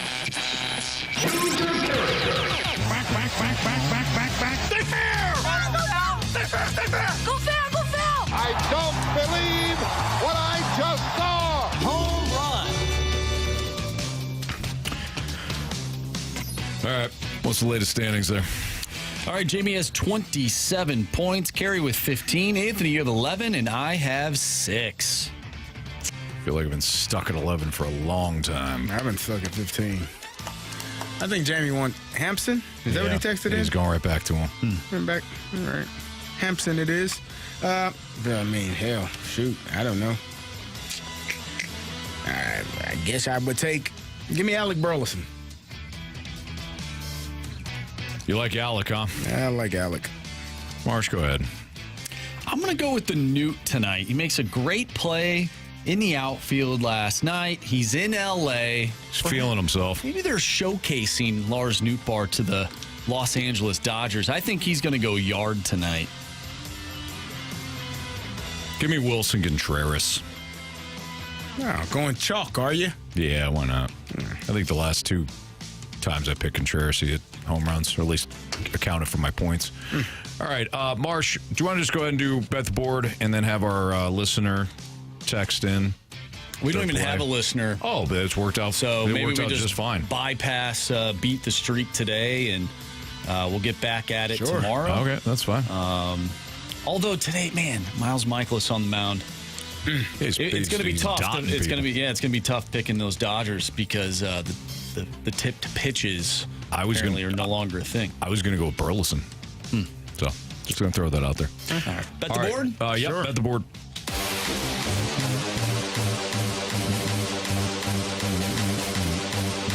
All right, well, Carey's 2-0, right? Yeah. Carey has 2 2-0. points. Or Yes. 2 points. Marsh. I have 1 point. You have 1 point. Jamie has 1 point. All right. Carey. All right, give me Aaron Judge, 1.5 hits, runs, RBI. You would. Back in the lineup. It's this Evaldi guy. Never heard of him. Hits him pretty well. Would. Jamie has who? Detroit money line. Detroit Tigers. Okay. No Tigers. That game had already started. The money line for the Tigers is now. Yeah, he's fine. We got it. All right. I'm going to say, do you want to go? Go ahead, Marsh. I'm going to go with Miles Michaelis over 5.5 hits allowed. Yeah. Whoa. Ooh. No. What? Clearly, you're not paying attention at all because Miles Michaelis has been dealing 5 double plays. Give me the Dodgers. Wait, that doesn't count. What? Hits allowed? Yeah, hits allowed. Over 5. Over 5.5. Yeah, but double plays wouldn't count for that. No, I'm just saying there's going to be 5 double plays tonight, Turn. Oh, right. Give me the Dodgers over 4.5 runs tonight at -140. Dodgers over 4.5 runs. Please and thank you. Waterboy asked, did Jamie didn't hit his last night? No, unfortunately. he didn't. Marcia, you had 5 hits allowed? Over 5.5 hits allowed. Oh, 5.5. So 6 hits. All right, just checking. 6 hits, yeah. Just making sure. Six is a seven's the number. Serious number. Yeah. Seven's the number. All right, we will wrap up the show next on 101 ESPN.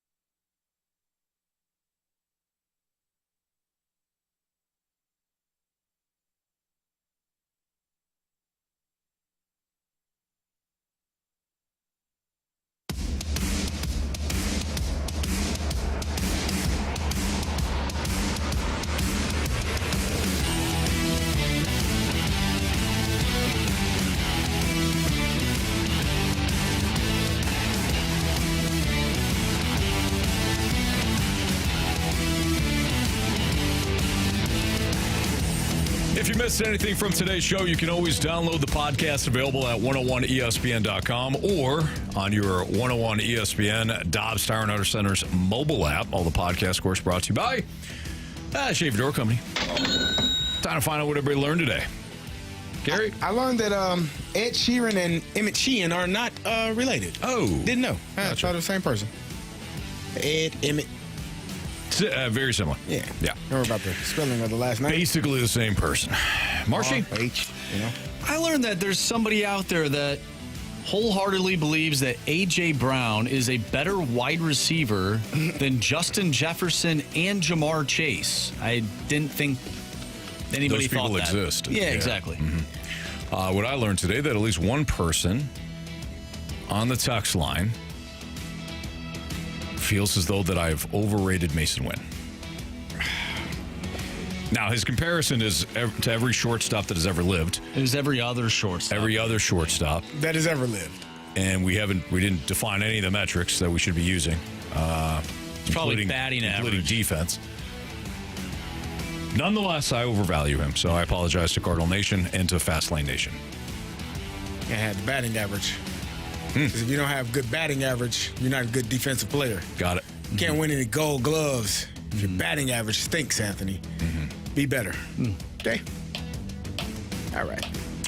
Guys, Curb Stomp says, great show, boys. The singing bit was epic. Yeah. Well, I think we found who that texter was. Eddie Money 100. You have overrated Mason Wynn. Sorry, he's not that good. Same person that said Ollie should listen to this show because he doesn't accept criticism either. You know what's funny when you respond to somebody that you ever get that where you respond to somebody that is kind of over the top with their criticism or takes the shot or whatever, and you react, no matter how you react, even if it's calm, sarcastic, whatever. Yeah. You're always the problem. Oh, no question. I noticed that from time to time on the text line. You can't take criticism. Yeah. No, I just responded to you. And I respond in the same way that you respond to me. Yeah. Yeah. I'll stop there. I'm the problem. Yeah. I get it. You're the problem. Did I say? Got it. Did I say Antonio Brown or did I say A.J. Brown? I thought you said A.J. You said A.J. Brown. Yeah, you said A.J. Brown. Well, the 618 says Antonio Brown was better than Jamar Chase and Justin Jefferson. Do you agree with that statement? We could have a conversation for as much as he was doing off the field. You know, Antonio Brown. He was a at one point. My man runs some of the best routes in ever, Bob. By the way, Splashback Deuce says that's Flight. So Flight is posing as somebody else. Or just change the name. Well, yeah, it's true. You can change your name. Well, maybe he's posing as Eddie Money, though. Hey, Flight. Hey, Eddie Money. Hope you all have a great day. Yeah. That's all I have to say about that. Seats taken. Seats taken. You guys ready for those 3 stars? Yeah. Bet your sweet ass we are. Go ahead. It's time for the Fastlane's 3 stars of the day. Presented by Circus Sports Illinois. Sports betting the way it should be. 3rd star of the day is going to go out to Ed Sheeran. Yeah. The singer-songwriter. Emmett's brother. He's pitching tonight. Or cousin. Our 2nd star of the day is going to go out to a guy that was not in the top 40 for most important college football players. Carey Davis. We're going to give it to Luke Altmaier. Yeah! He deserves it. Lukey boy. By the way, real quick, Splashback said, not what I meant. Flight does what you described. Oh. That makes sense. Got it. Yeah, you're right. And Splashback, you're absolutely right. Yeah. And our 1st star of the day, we are going to end the show with the guy that we started talking about at the beginning of the show. He deserves a 1st star, the best pinch hitter to ever live. Yeah. Joel Pozo. Yeah. There you go, baby. Pozo. Need to take him off the bench next time for my bet the board or home run game. Beat the Could have had him streak. tonight. I should have. He's in the lineup. Home run derby game. Yeah. How about the lineup coming out at the very last second? You know what, though? We handled it. We did. Good for them. Honestly, a tough lineup, too, so congratulations. Oh, thank you, guys. Spending 12 minutes on that. Yeah. Well, we went quick. We were decisive, I felt like. Very decisive. Get her done. All right. We do love each and every one of you that listens to the show, whether you despise us or not. Yep. Whether you say mean things. Even when you hate us, or we say love nice you. things. We love you. Yep. Regardless. Mm-hmm. Now, would we like to ram our fist right through your face? Every now and then. But that's love, too. Yeah. Okay. I love tap. Snake Pit. Nice work today. Nice job. Masterson, Waterboy, Splashback Deuce, MD 2020, Gator, Victolia. Tanisha's always watching. I didn't see Chef T in the Snake Pit today, but I'm sure she was in there. I like no regrets. No regrets. Yeah. Zoosh. Love you, peeps. All right, that'll do it for us. We'll be back tomorrow. Hopefully, Jamie back in a couple days. See ya.